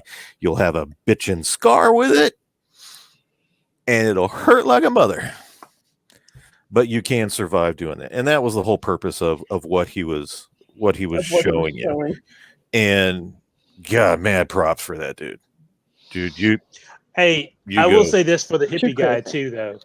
He was always in shorts and barefoot. always barefoot. It was the TV show called Dual Survival. I think that might have been it. Okay, yeah, that's what Dirk is saying. I mean, you could look at both. In the end, basically at the end of every episode, you could look at both methods and go, "Wow, that was cool." You could tell that they thought each other was a moron. Yeah, but yeah, definitely. That was the other thing too. Because you always got like the straight up guy going, "What is this? What is this idiot doing walking in the snow with no flipping shoes? Right? Was he a hobbit? What is he doing? Yeah. Why?" And then you've got the hippies like, "Why is he killing that poor innocent rabbit when we've got plenty of herbs and mushrooms over here?" And it's like, it's weird, but it was a great mesh for a show to have these the way I complete opposites. The way I came out of that whole show, every episode I would come out of that show, I'd be like, so if I can't kill the squirrel, that's something over there that I can go and eat. They did that a lot. They illustrated a lot. Yeah, and if I don't have this, eat this plant. If I don't have this, I can always use that. And if I don't have that, I can always use this. So it's like watching that Star Trek episode. Don't you see it? He's black on the left side and I'm black on the right side. So love that episode. It still works. Either way, it still works. Yeah. So it's kind of like Sam and Bucky. You know, if Sam can't figure it out, Bucky can fall back on his 1940s knowledge and get Sam through it. And vice versa. How was that for a segue to talk about Captain America 4? Yeah. Yeah. Did we expect that there would not be a 4? Oh God, no! But we're getting it with Anthony Mackie. Thank God. I mean, as soon as Falcon became Captain America, there's going to be a 4. Anthony Mackie. Enough said. That's all right there. Granted, I would love to have another season of Falcon and the Winter Soldier. I would love to have another season. We are going to have another season. Yeah. But so the writer, No, you go. I was just gonna say, but to have a movie, with that type of production and with the whole cinema experience. Oh yeah, so much. We are getting Malcolm Spellman, who's the head writer and creator for Falcon and Winter Soldier, writing this movie with other people that have worked on the TV show. But it's still too early to know if this will be supposedly the movie that also we get Steve Rogers back in some form, which it could be if this is coming out after the multiverse. And it's questionable right now if Sebastian Stan will be involved, but it's still too early. So I would be surprised if Sebs is not involved. I would be even more impressed if this turns out to be a bookend to a second season. I think it would be a perfect bookend to a second season. I was going to ask if this is going to be before or after the second season. If it comes after, we don't know. We don't know. If it does come after, it would be a fantastic, as you say, book into the season and branch into something else or whatever. Right, yeah, into the next movie or whatever. I don't know. This I've spoken a lot about how I think Sebastian Stan is just he is probably one of my absolute favorite characters in the MCU. And everybody knows how I feel about Bucky and we know. And the buddy cop of him and Mackie. Yeah, I love that. That has to be one of my this what if is really tweaking my buds too. So I mean, but that is definitely I loved Falcon. I'm at the point now because I know what you're trying to say there. I'm at the point where it's like what's the next Marvel project and for me to get ready for, because it's like one after the other. I'm like, okay, that was cool. What are they going to hit me up with next? Okay, that was cool. What are they going to hit me up with next? And even some of the things that are out of order, like, you know, Captain Marvel and the Black Widow movie, when you place them in their proper position, it makes sense. Yeah. You know, it makes sense. Okay, so that's why I didn't get this kind of feeling this far into it, because when you put it in its proper place, it has a better flow to it. So anyway, but yeah, Captain America 4. Cannot wait. I think out of all of them that are coming out, this is actually the one I really had been hoping for. Yeah. You know, I need a Captain America with Sam, a movie dedicated solely to Sam as Captain America. Well, and it's not just that we need a movie dedicated to Sam Wilson as Captain America. It's just that we need Captain America. We need Cap. Yeah, we just need Cap.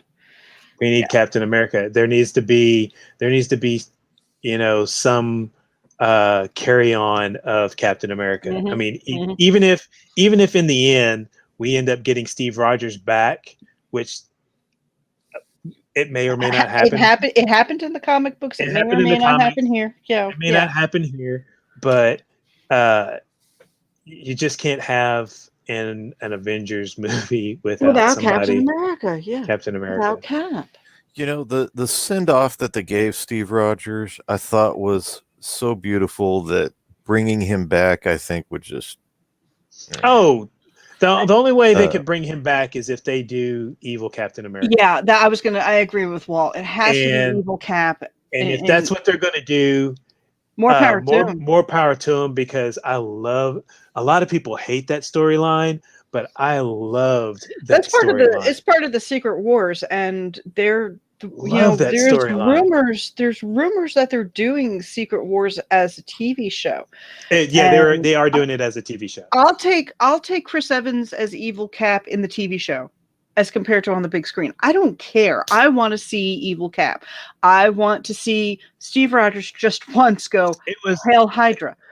And the reason why, you know, we need to see it is because of how controversial it was. Period. You know, because he can't be evil, and it's like, yes, he can. Yes, he can. It's a comic. This isn't the real. You know, in the end, it wasn't the real Captain America. Well, it kind of was, kind of wasn't the real Captain America. But either way, so I'll be the first one to say when I saw the news break on that, I immediately said, big old F you to Captain America.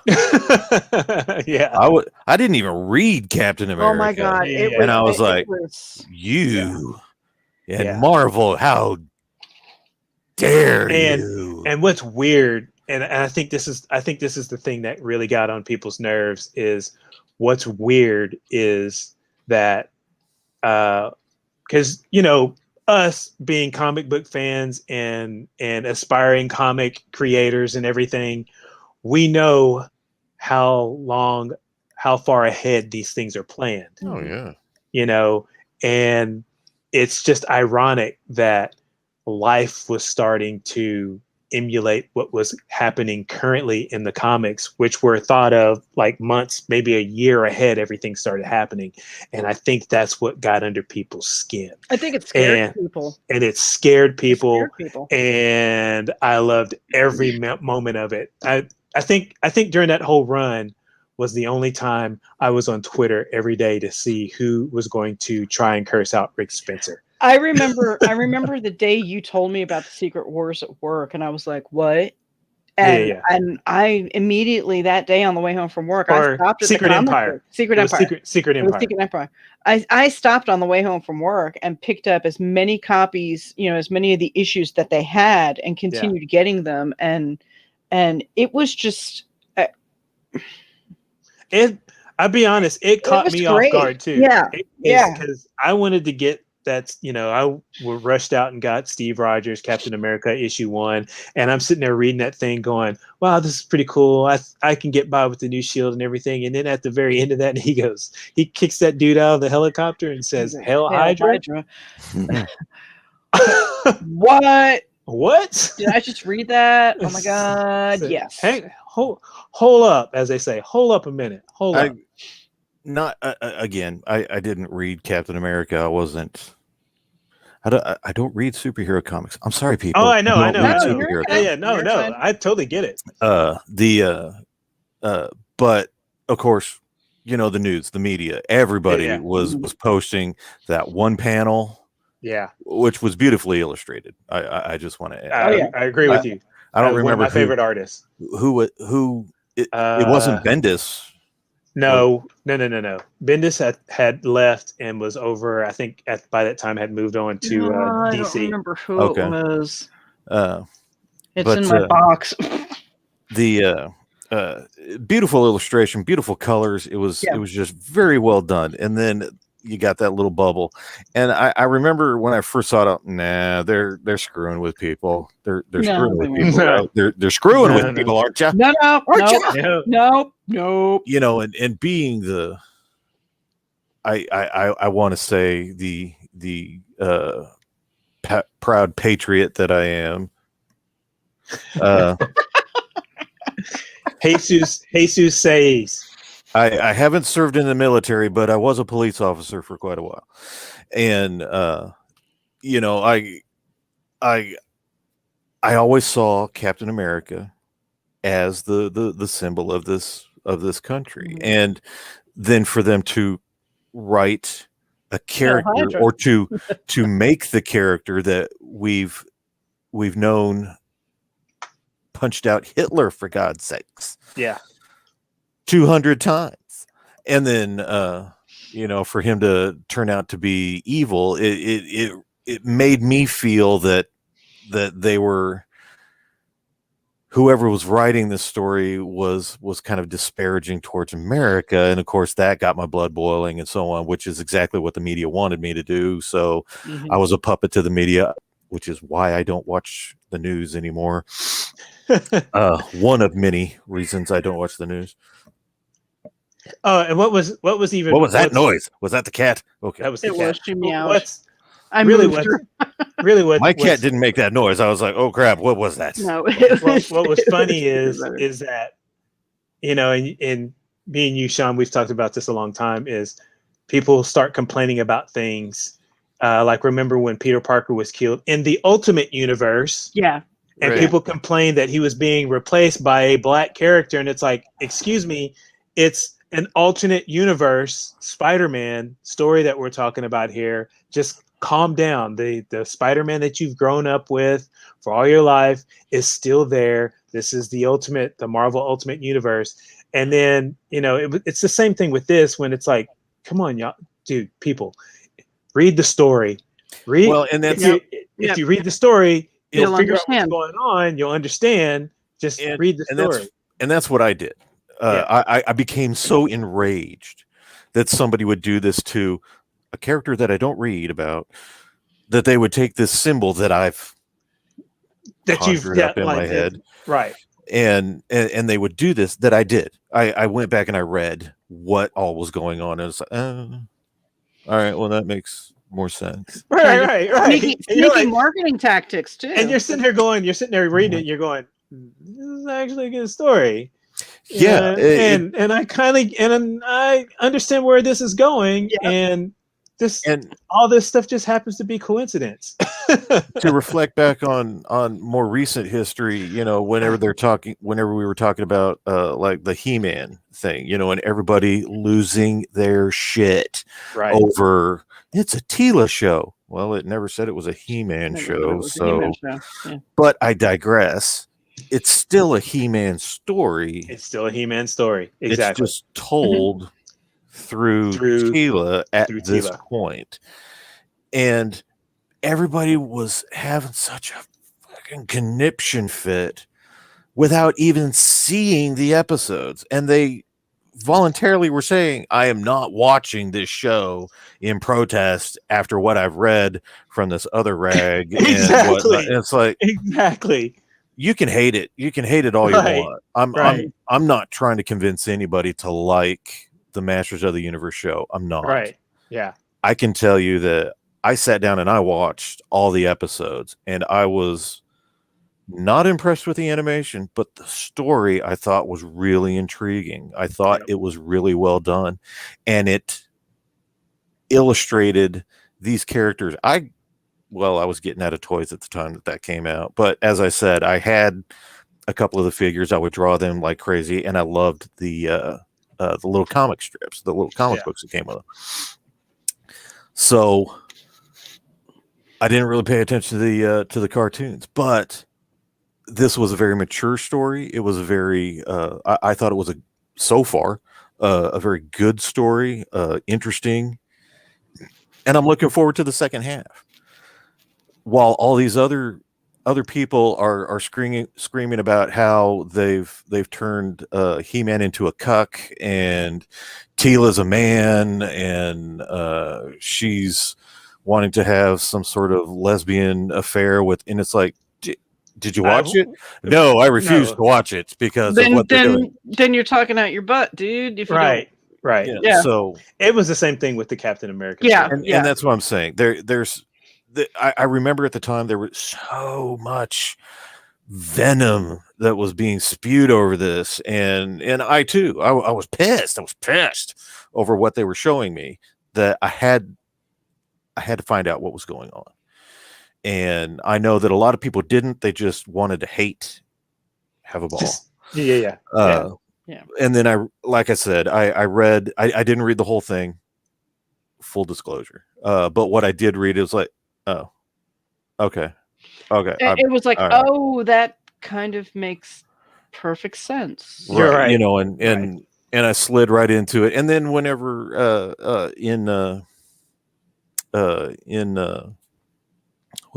it was in Endgame. Oh yeah. That they had the little Hell Hydra cameo or Easter egg or whatever. Yeah. That was a total nod to that story. Yeah, Beautiful. it was Beautiful. That was a total nod to that. And plus, also, I don't that has a dual Easter egg. That's a dual Easter egg, because if we ever probably get Marvel going up to all those people, all those haters going, right, there's that. Well, and there's then, that.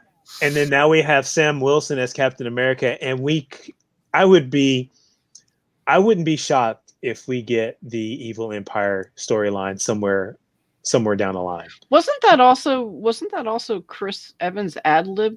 He ad-libbed that, didn't he? I don't think that was actually written into the script. I don't think that was ad-lib. I thought it was, but maybe it wasn't. I don't know. I would say that if it wasn't in the original script, Chris Evans might have suggested it. Yeah. And then they filmed it, but honestly, I don't know. I don't know if that's Hey, all I know is that's America's ass. It's America's ass. I really got to worry about that character. That's America's ass. That's America's ass. Ant-Man, let's reel it back a little bit, man. Yeah. Well, no, I mean, what was great is when he looks down. Well, he's looking down after knocking himself out. That is it really is America's ass. Well, okay. All right. For that brief moment, I saw Johnny Storm all over again. Oh God, yes. Oh yeah. It was great. It was great.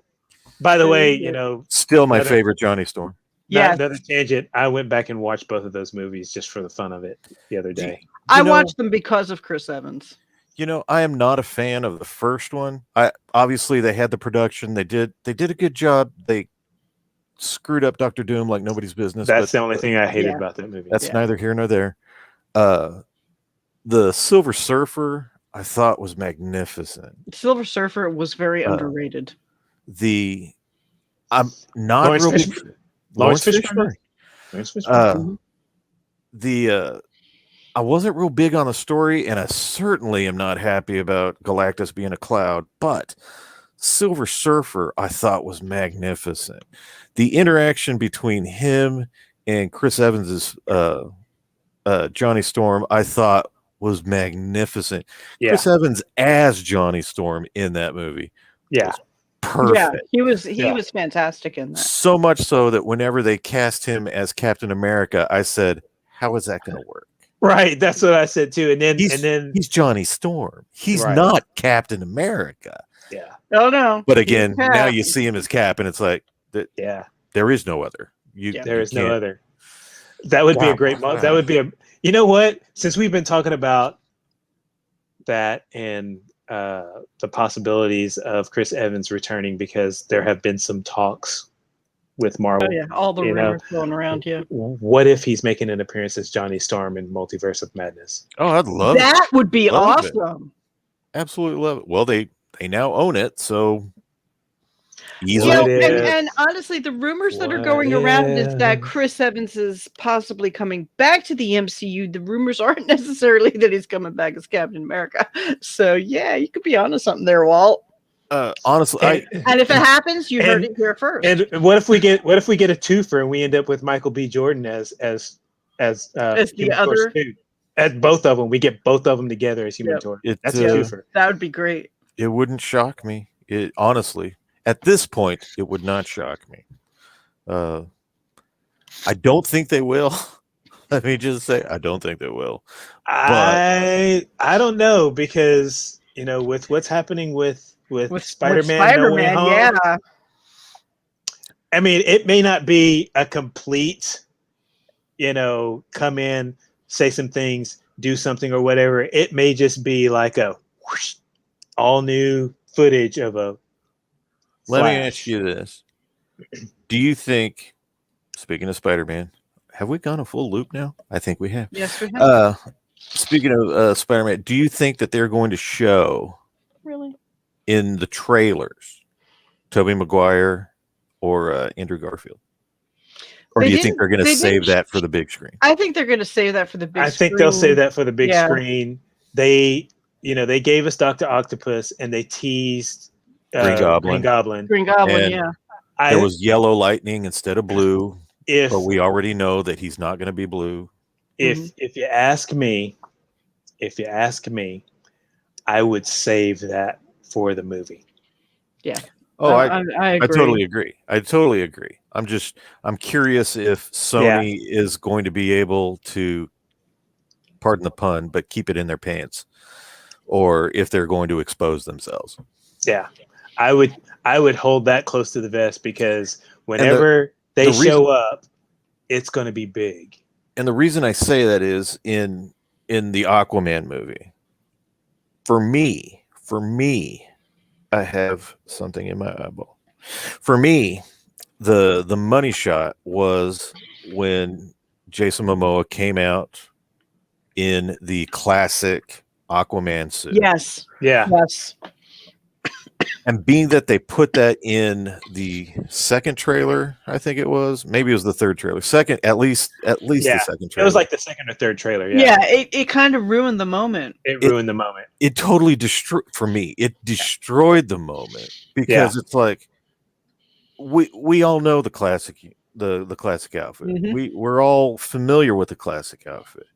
So being that he hasn't worn the classic outfit, you're kind of okay. They're not going to do that thing. They're going to move on. They're going to do something else, and so you're not prepped for it. So whenever he stepped out with that trident, everybody would have blown their load right there in the theater.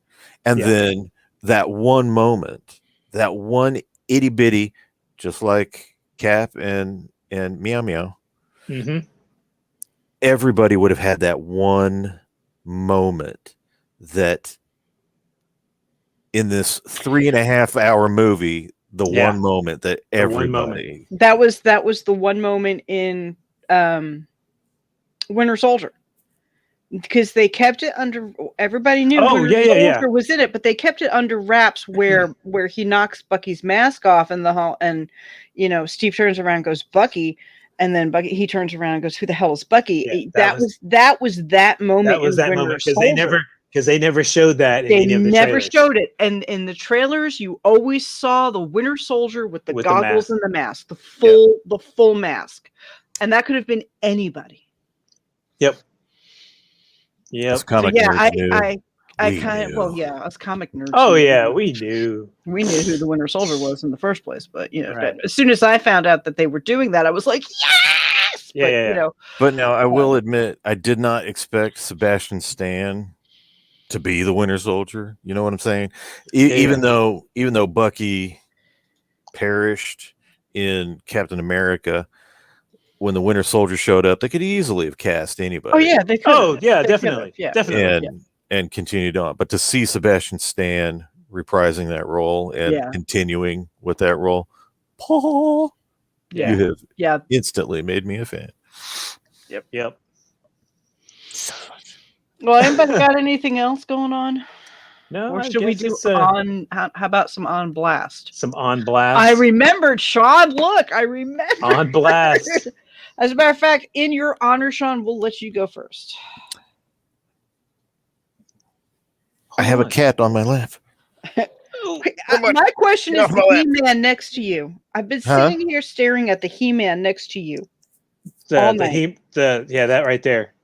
This, which I've shown on the show before, is the collection. See how thick that is? Holy This is cow. the collection of all of the mini comics from the action figures. Oh wow. This is And a bunch of extras. this is the collection of all of the itty bitty little, and they weren't paneled. It was just the single image.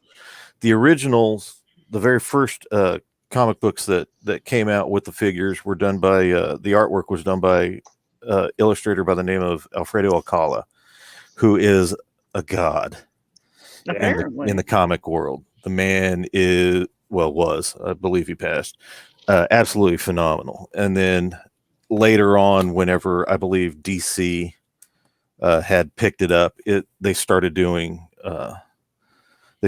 panel work in the mini comics. These illustrations here by the one and only Mark Teixeira. Mm-hmm. The man is fantastic.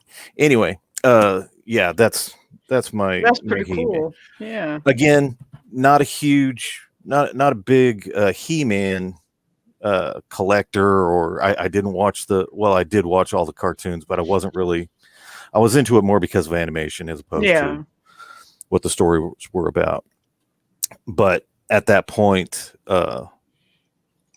love the comics. I didn't really get into all the other stuff. So to find this collection by Dark Horse, by the way, I was in heaven, because I just loved literally I would buy for like $1 or something. Any of my friends who I hung out with, a lot of younger guys, would they get a new He-Man figure.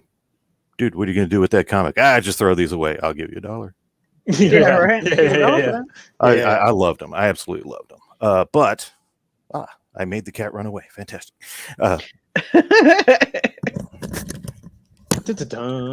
One moment. Un momento, por favor. Do, do, do, do, do, do, do, do, do, Okay. I wasn't ready. You I'm caught me sorry. before I was. No, it's Keep you on your toes. Keep you on your toes. as I like to say, I try to I try to be a part of a lot of different Kickstarters. I think that it's especially in this day and age, it's important to try to help some of those independent creators. Mm-hmm. Mm-hmm. Some of us little guys. Yeah. Well, this isn't a little guy, but he's not working for either of the big three, DC, Marvel, Image, and this is the first time that he has produced work of his own. And what it is this is the first time in a long time that he's done anything of his own. You might know the name Jim Starlin. Of course. Yep. Well, I mean, Infinity War. Come on. Yeah. one of his personal creations called Dreadstar. If you're familiar. Very familiar. Huge inspiration to me as a young kid. Loved that character. Loved all of the secondary characters, Willow and Edie and Syzygy. And anyway, one of the Kickstarters that he was a part of for Ominous Press was for the first time he was doing his own panel work on a brand new Dreadstar story. Oh, that's awesome. And again, because of health issues, he had kind of retired from doing comics. Physically, he just wasn't able to do it. And so this was the first book that he has done. He has illustrated panel work in 20 years. And wow. Yeah, it's been forever. And I bought this. I have opened it. I cut the tape and I just kind of flipped through it real quick, but I haven't looked at it. I haven't looked at anything. I don't even know what I bought. You bought something. To be fair. You bought something good. So I thought I would do that here. I would open up said box here. Nice. Now, as we get into said box, we have a nice little letter. Greetings, Dreadstar fans. Yada yada yada. Not going to go into it. These are the perks from Jim Starlin's Dreadstar Returns campaign. Let's see what I got. What kind of goodies did you get? There's a nice white envelope with a bunch of stuff. I have look at that. It's like is that a foil? It is foil, yeah. It is a foil print of nice. several of the characters.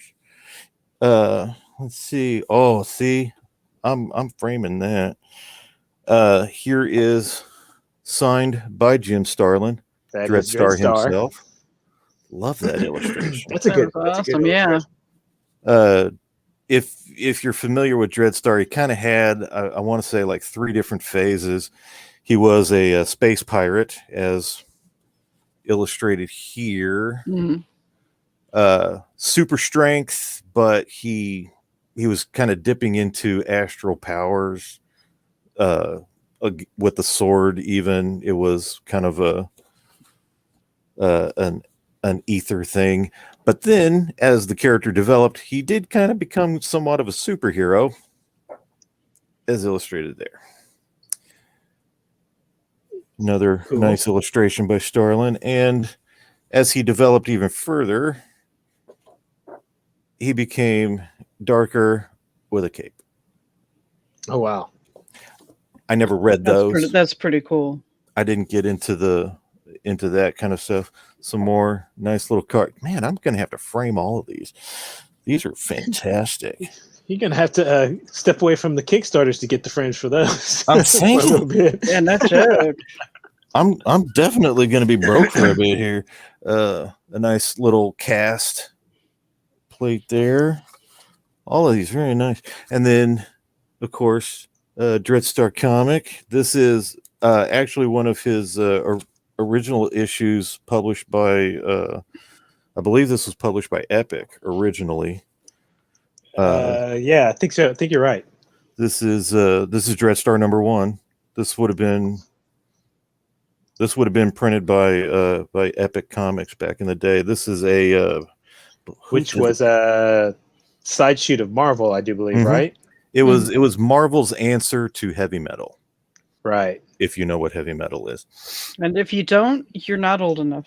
Yeah, and old enough. It's also it's also what Vertigo was an answer to. I think this is Patrick Zerker. It doesn't say which. Yeah, I don't know. It just lists all the covers, and I think that's Patrick Zerker. I think I see a little Z down here, so I think that's Patrick Zerker. And anyway, you are correct. It was Epic Comics. Okay. And like I said, this Dreadstar was probably God. There's another comic. Ooh, there's a hard plastic in there. I like that. This is another version of this comic. How many #1s did I buy? Is it an alternate cover? It is an alternate cover. Here's that. Oh, apparently the pack I got was all of the individual covers. Interesting. Oh, wow. I didn't realize I did that. I don't know how I feel about that. I'll deal with it. See, I'm, when I was buying the Winter Soldier, the last round of Winter Soldier comics, every time the comic book store had the alternate cover, they would be like, "Do you want the original or do you want the alternate?" I said, "I want them both." Another alternate cover. Nice. I would be like, well, who's done the alternate cover? And if I didn't like the artist, I would say the original. Another alternate cover. I don't know the artist well enough to be that picky, but I like collecting the alternate covers. So now this illustrator, I don't even need to know who did, because I can just tell you right off the top, right off the bat. I can look at this and tell you who did it. This is Bart Sears. Oh yeah, whom I've met. I think we both met him at the same. We both together met them. Was it at DEF CON? In Tulsa? Yeah. Because we were hanging out with him for a while. Little side story. At DEF CON, because myself, Dirk, Scott, Robert, we had a booth. We were selling our own comic at the show, promoting it and whatnot. Was this Rough Cut? This was Rough Cut. Okay, yeah, I remember. And met James O'Barr there. Got a beautiful sketch by James O'Barr. And then met Bart Sears. Well, Saturday night there was a get together at a local pub where all of the professionals went, and I got Bart Sears drunk on about 3 Long Island iced teas. He had never had a Long Island iced tea prior. Wow. And, I remember that story because I couldn't go out with you guys because my cousin had traveled with me, and he was underage, and I did not want to leave him in a hotel room by himself. Totally understand. I got Bart Sears drunk. I got Bart Sears. I remember that story because I remember him coming to our table later on, where lovingly chastising you. Where our table sat, we were directly across from Bart Sears, and I came down. I'm fine. Sit down in my chair. I'm getting all ready, and then Bart's kind of lumbering in. Sits down. He looks across at me. He's like, "I hate you so much." I remember that. That was so funny. Great guy. So had a lot of fun. With him. But anyway, this is a Bart Sears Dreadstar. Absolutely beautiful. If you like overly muscled drawn characters, look up Bart Sears. The funny thing is, this box apparently is just the extra stuff from the Kickstarter that I paid for. The book that I actually bought is not in this box. Mm-hmm. So you haven't received it yet? I haven't received the actual Kickstarter yet. This is just the extra stuff that I got. That's pretty good extra stuff. That is hilarious. That's awesome. That is absolutely I love that. That is freaking fantastic. So there you go. There's a bunch of extra stuff. I'm still waiting on the new book. I'll be sure to show you that when that comes in. Definitely. But, nice little memory trip there for a Dreadstar. I've been a huge. How do I want to say this? The very first comic book store I ever went to. The comic book that I bought because I read Epic Illustrated was a Dreadstar graphic novel and several Dreadstar floppy issues. I love Dreadstar. That first run, I say that first run, I think it was like a 6-issue miniseries that was published by Epic Illustrated. Loved that story, loved that run, loved that art. If you're unfamiliar with Jim Starlin, I highly recommend that you familiarize yourself. Guy is wonderful, and his stories are absolutely magnificent. Dreadstar is his personal character, and what I mean by that is it's it was published by Marvel. It was published in Epic Illustrated, but it's not owned by Marvel. This is his property. Mm-hmm. And so I'm hopeful that with the comic book movies that are coming out and a lot of the sci-fi that's being generated from them, that we may Get a get to see. I would. Tell us how you really feel about it, Shawn. That's funny.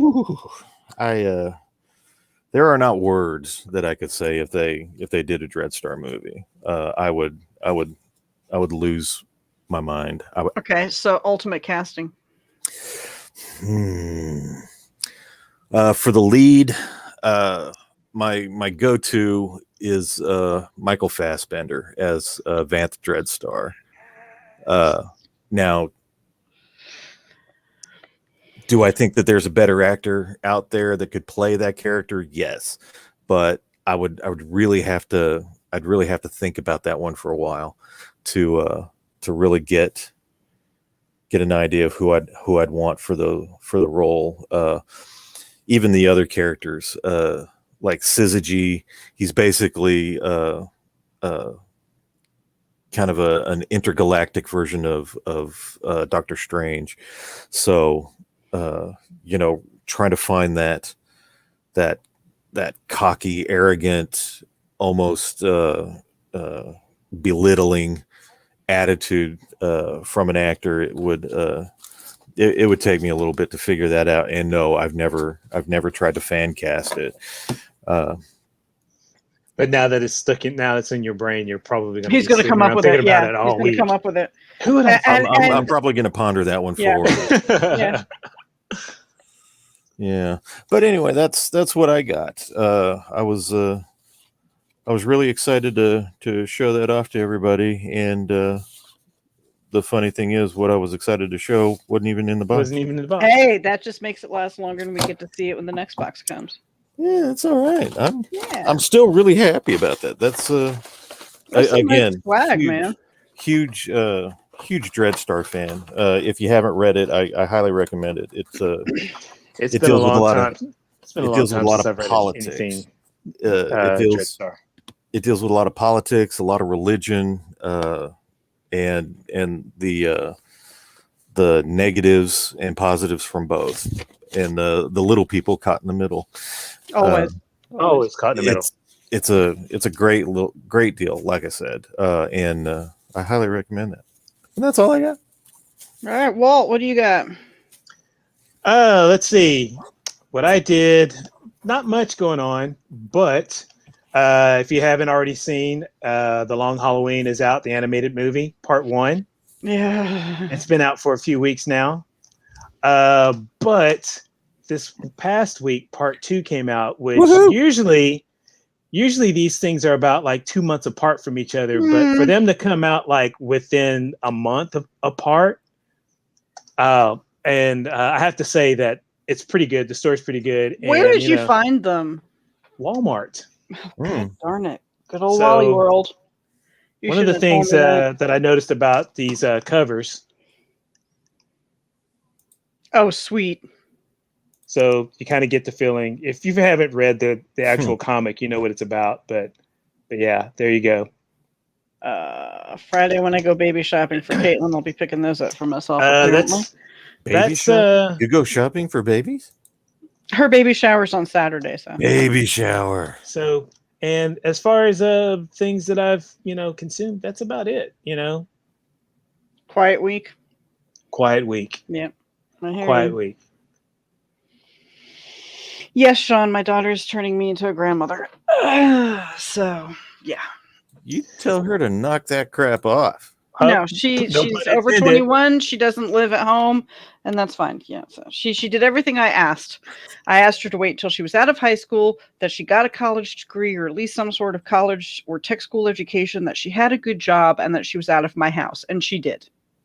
Now, granted, she moved back in for a couple of months while they were, transitioning to her fiance's mom and dad's place, but that's okay. I don't mind. Yeah, that's fine. She did everything I asked. That's fine. That doesn't count. No, it doesn't count.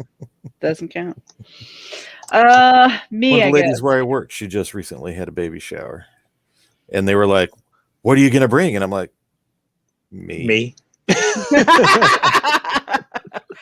I don't know what you bring to a baby shower. Well, I know what you bring to a baby shower. It's just I'm just not going to go out and. Honestly, Walt, we need the Robo Girls on. I need the I'm Robo Girls on a onesie. I'm on it this week. Okay.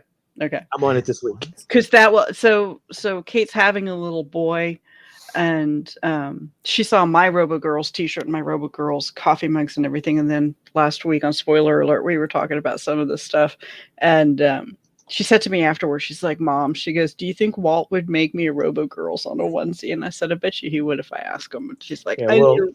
I'm working on that. All right, I'm working on awesome. some new stuff this week. So Sweet action. I love it. because last week I decided I'm not doing ish. Sometimes you have to not do ish. Yeah, I didn't do any job searches or anything. So I was just like, That's you know all what? right. I just want to sit and veg. I pretty much didn't do ish last week either after the book signing, and I'm kind of suffering for it. So, Oops. whoopsies. So, really, this week, for me, I don't have a whole heck of a lot. Except I did have the opportunity to talk with my husband who works at a game store. So he gave me the rundown on some new stuff that's out.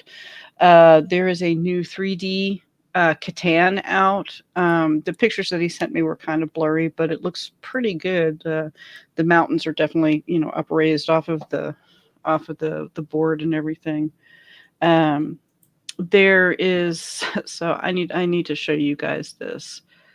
My dining room table has been filled with, where'd it go? There it is.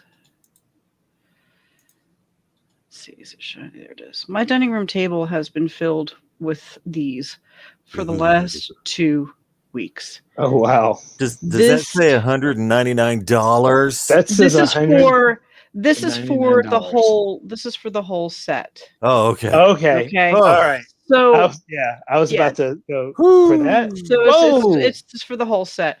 So Oh. this is the newest Warhammer Age of Sigmar's Warhammer Dominion, and 60 brand new miniatures. So 2 different armies. One is like an orc army. One is an angel army. Are they pre-painted? No. This So is those why are professionally done. These are professionally done, but this is what is currently occupying my dining room table, among other Warhammer things. Apparently, from what Dan was telling me, this is a one-time run. This chick here to see her actual figure put together, she is pretty impressive, and she's pretty big. I've loved Warhammer's miniatures for decades. Same here. Yeah. So, like I said, these are currently, I love this figure, and I would love to steal it just to put in my collection, but if I do, you'll know, and everything. I don't know who painted those, but dear God, they look good. Beautiful. Those look good.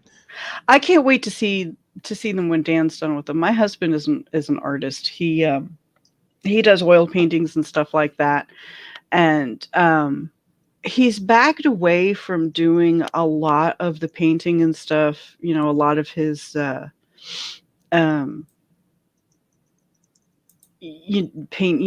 professional oil paintings and stuff like that. And he's gotten back into doing some serious gaming, and he'd been wanting to get into Warhammer for a while. And so a couple of back April and May, we dropped some money into the Warhammer for him. And as a matter of fact, when I came back from my mom's house at the end of May, I came back with a backpack filled with nothing but Warhammer miniatures for him that I had gotten in Virginia that he couldn't find here. But he's been painting the miniatures, and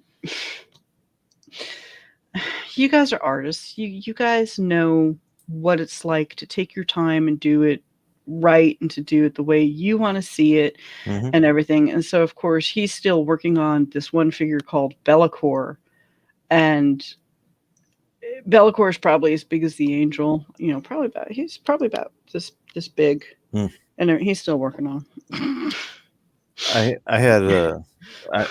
I've known people that have painted these, that especially on the big ones, they've taken years. Yeah. And that's Dan at this point. He'll take the ones that are unpainted and go play. But any of his, he occasionally takes Be'lakor, but for the most part, he leaves him at home. Which I'm like, oh, thank God, because you wouldn't be happy if you did take him and something happened. So I'd never hear the end of it. So you'd hear your bank account crumbling. I gotta buy another one. Oh yeah. But I did find. Let me see here. I did find a picture of. Let me bring it up here.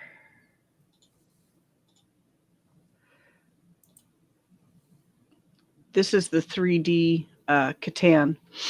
Why is it not? Anyway, this is the 3D Catan. You can see the upraised stuff on it, which it actually looks kind of fun in my opinion. I'm not a big fan of playing Catan. I mean, I have. This to me looks like it would be fun, especially with the guys we play with. So supposedly both this Warhammer and the Catan are limited editions. Huh. I don't know. Other than that, my Grogu holder, that's about all I've got for this week. I mean, seriously. What if? I've been focusing a lot more on my writing and stuff like that this week. So that's really all I've got. And nobody's checked out The Witcher yet, correct? Not yet. I have it on my list to watch. Not fully. I tried, but late at night I fell asleep. So I wanted to watch it today, but I didn't get the chance because I went ahead and recorded my book crew podcast before I jumped on here. So I started. I'm a little over halfway, and the character designs I think are absolutely gorgeous. They're beautiful. I think they did a fantastic job with that. Again, my only complaint is that animation. Yeah, it's not as smooth as it could be. Yeah, especially with it being a movie. Right. They should go all out. Dirk said, "Not everything can be Akira," to which I said, "Yes, it can." Yes. Yes, it can. Yes, it can. Speaking of, I will say the animation in these, I love it. Really? Yeah. Because if you're familiar with the style of animation that they had with the previous animated movies, which had that anime style, they've gone to a more hybrid. If you can recall what how G.I. Joe and Transformers were to us at the time, you could tell that it was anime, but they made the characters look a little bit more European, right, so to speak. In this one, you know that the animation is definitely done in Japan. You can tell it's done overseas, but the character illustrations look more like American comic style. See, nice. I'm interested in that Batman, one, because it's Batman, and two, Jensen Ackles from Supernatural voices Batman. Yeah. And you know me, I'm a Jensen Ackles fan. And I'm not giving anything away by saying this, because this is basically a new animated DC universe. So all of these new movies that have come out, like the last one was the Justice Society, and it had the current, Flash going over to Earth 2, and then the previous movie from that was Superman, was basically a Superman introduction. They're all linked together. So nice. Very cool. Yeah, they're I've got Witcher on my list to watch this week. Yeah, I've read all of the Witcher books and I've played the Witcher games. I'm a big Witcher fan. So finally getting to see some of Vesemir's origin story is exciting to me. And man, I love the fact that Theo James is voicing Vesemir. I like seeing him, really starting to get into some of these other roles. The what really struck me was the story. Now, so far in the bits that I have seen, there's a little too much flashback. Mhm. I hate that. And the only reason is because you know who's going to survive the flashback. Yeah, always, yeah. always. Yeah. There's not a whole lot of tension. Yeah. But story-wise, I think it's really interesting. It's got me gripped. I'm ready for more. There's been a couple of surprises that, again, I'm only halfway through, that have really kind of caught me. I've only read a couple of the Witcher novels, but I've played the video games. Yeah, so you're already familiar with who Vesemir is. Yeah. And so For those of you who are not familiar with Vesemir, he is the one who trains Geralt of Rivia, who in the series is played by Henry Cavill. And so yeah, this is a really interesting look at a character that doesn't get a whole lot of highlight. Yeah. Well, he might in the third game. I don't remember. No, he's still not. He's just still kind of more. Yeah, the games really focus around Geralt. And I'm thinking Siri. This backstory, supposedly we are getting Vesemir in season 2 of The Witcher, and this is kind of giving us that lead up to seeing him in season 2. Yeah, very nice. Yeah, so it'll be interesting dynamic. I'm loving the character design. I'm liking everything so far. I just wish the animation was a little smoother. The visuals are top notch. The story seems really, really interesting, really intriguing. Yeah, I definitely still got to finish it myself, but yeah, I'll let you know what I think of it after I get a chance to watch it. For sure. If you're a fan of the character or of the stories, this seems like one for the series. It's very good. Sweet. So, Shawn, tell everybody where they can find you. As always, you can find me at Ranking Studios, rankingstudios.com. That is rankingstudios.com, rankingstudios.com. You can also find me at Facebook /Ranking Studios. Please feel free to stop by, drop us a line, say hey, say go away, just talk, anything. Please come and see him. Give him some love. Hey, what was that old thing from back in the day? Please come see us.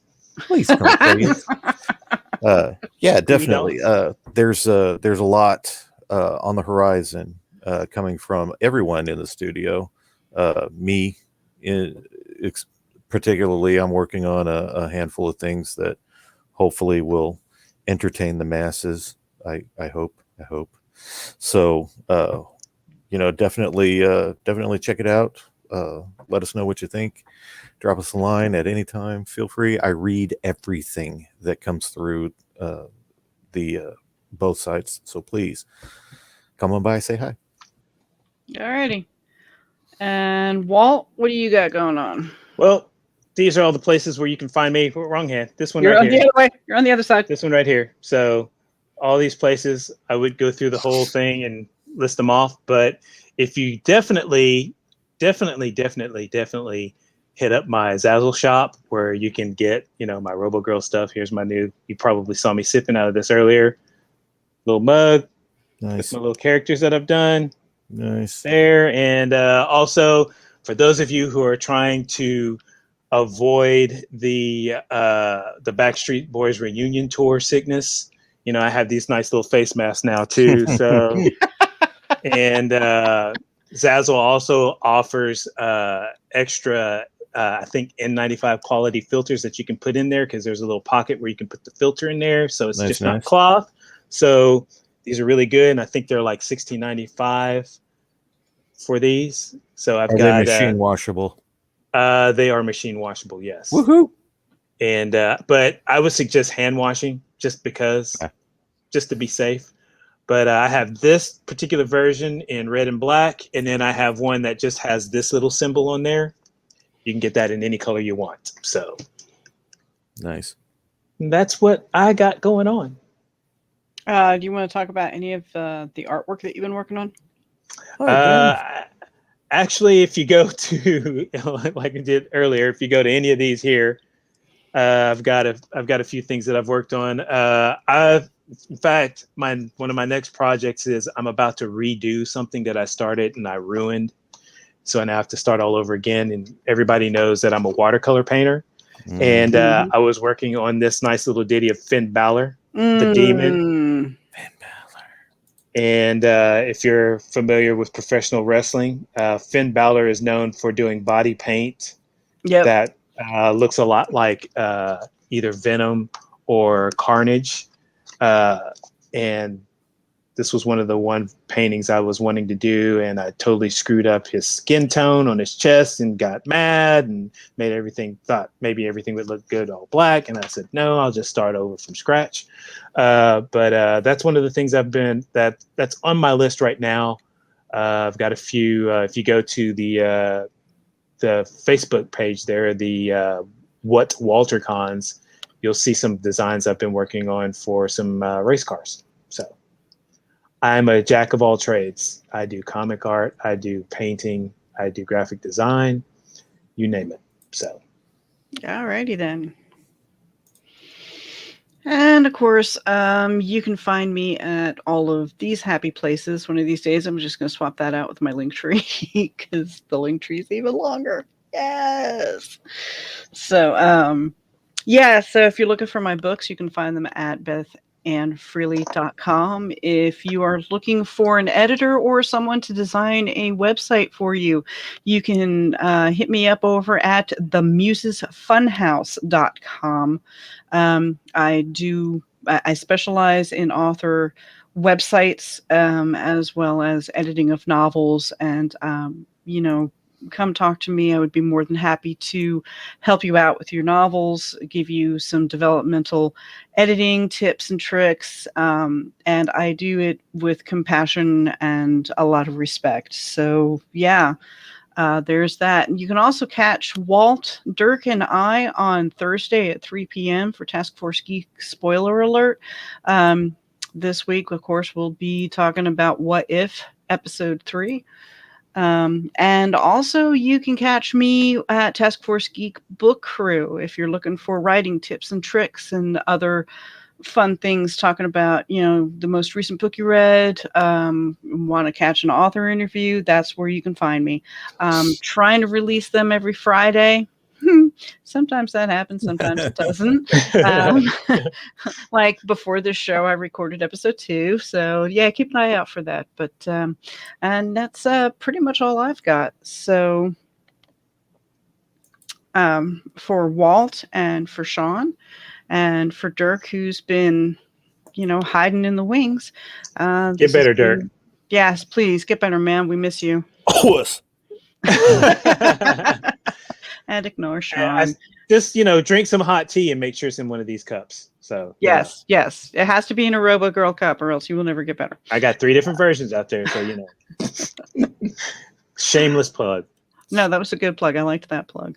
But until next week, I am Beth, the other Dirk Freely, for Walt, Paul Bunyan Thompson, and Shawn, Dr. G. Raph Wilson. This has been Task Force Geek. Thanks for joining us. Peace. Peace out. Now I gotta go find the end.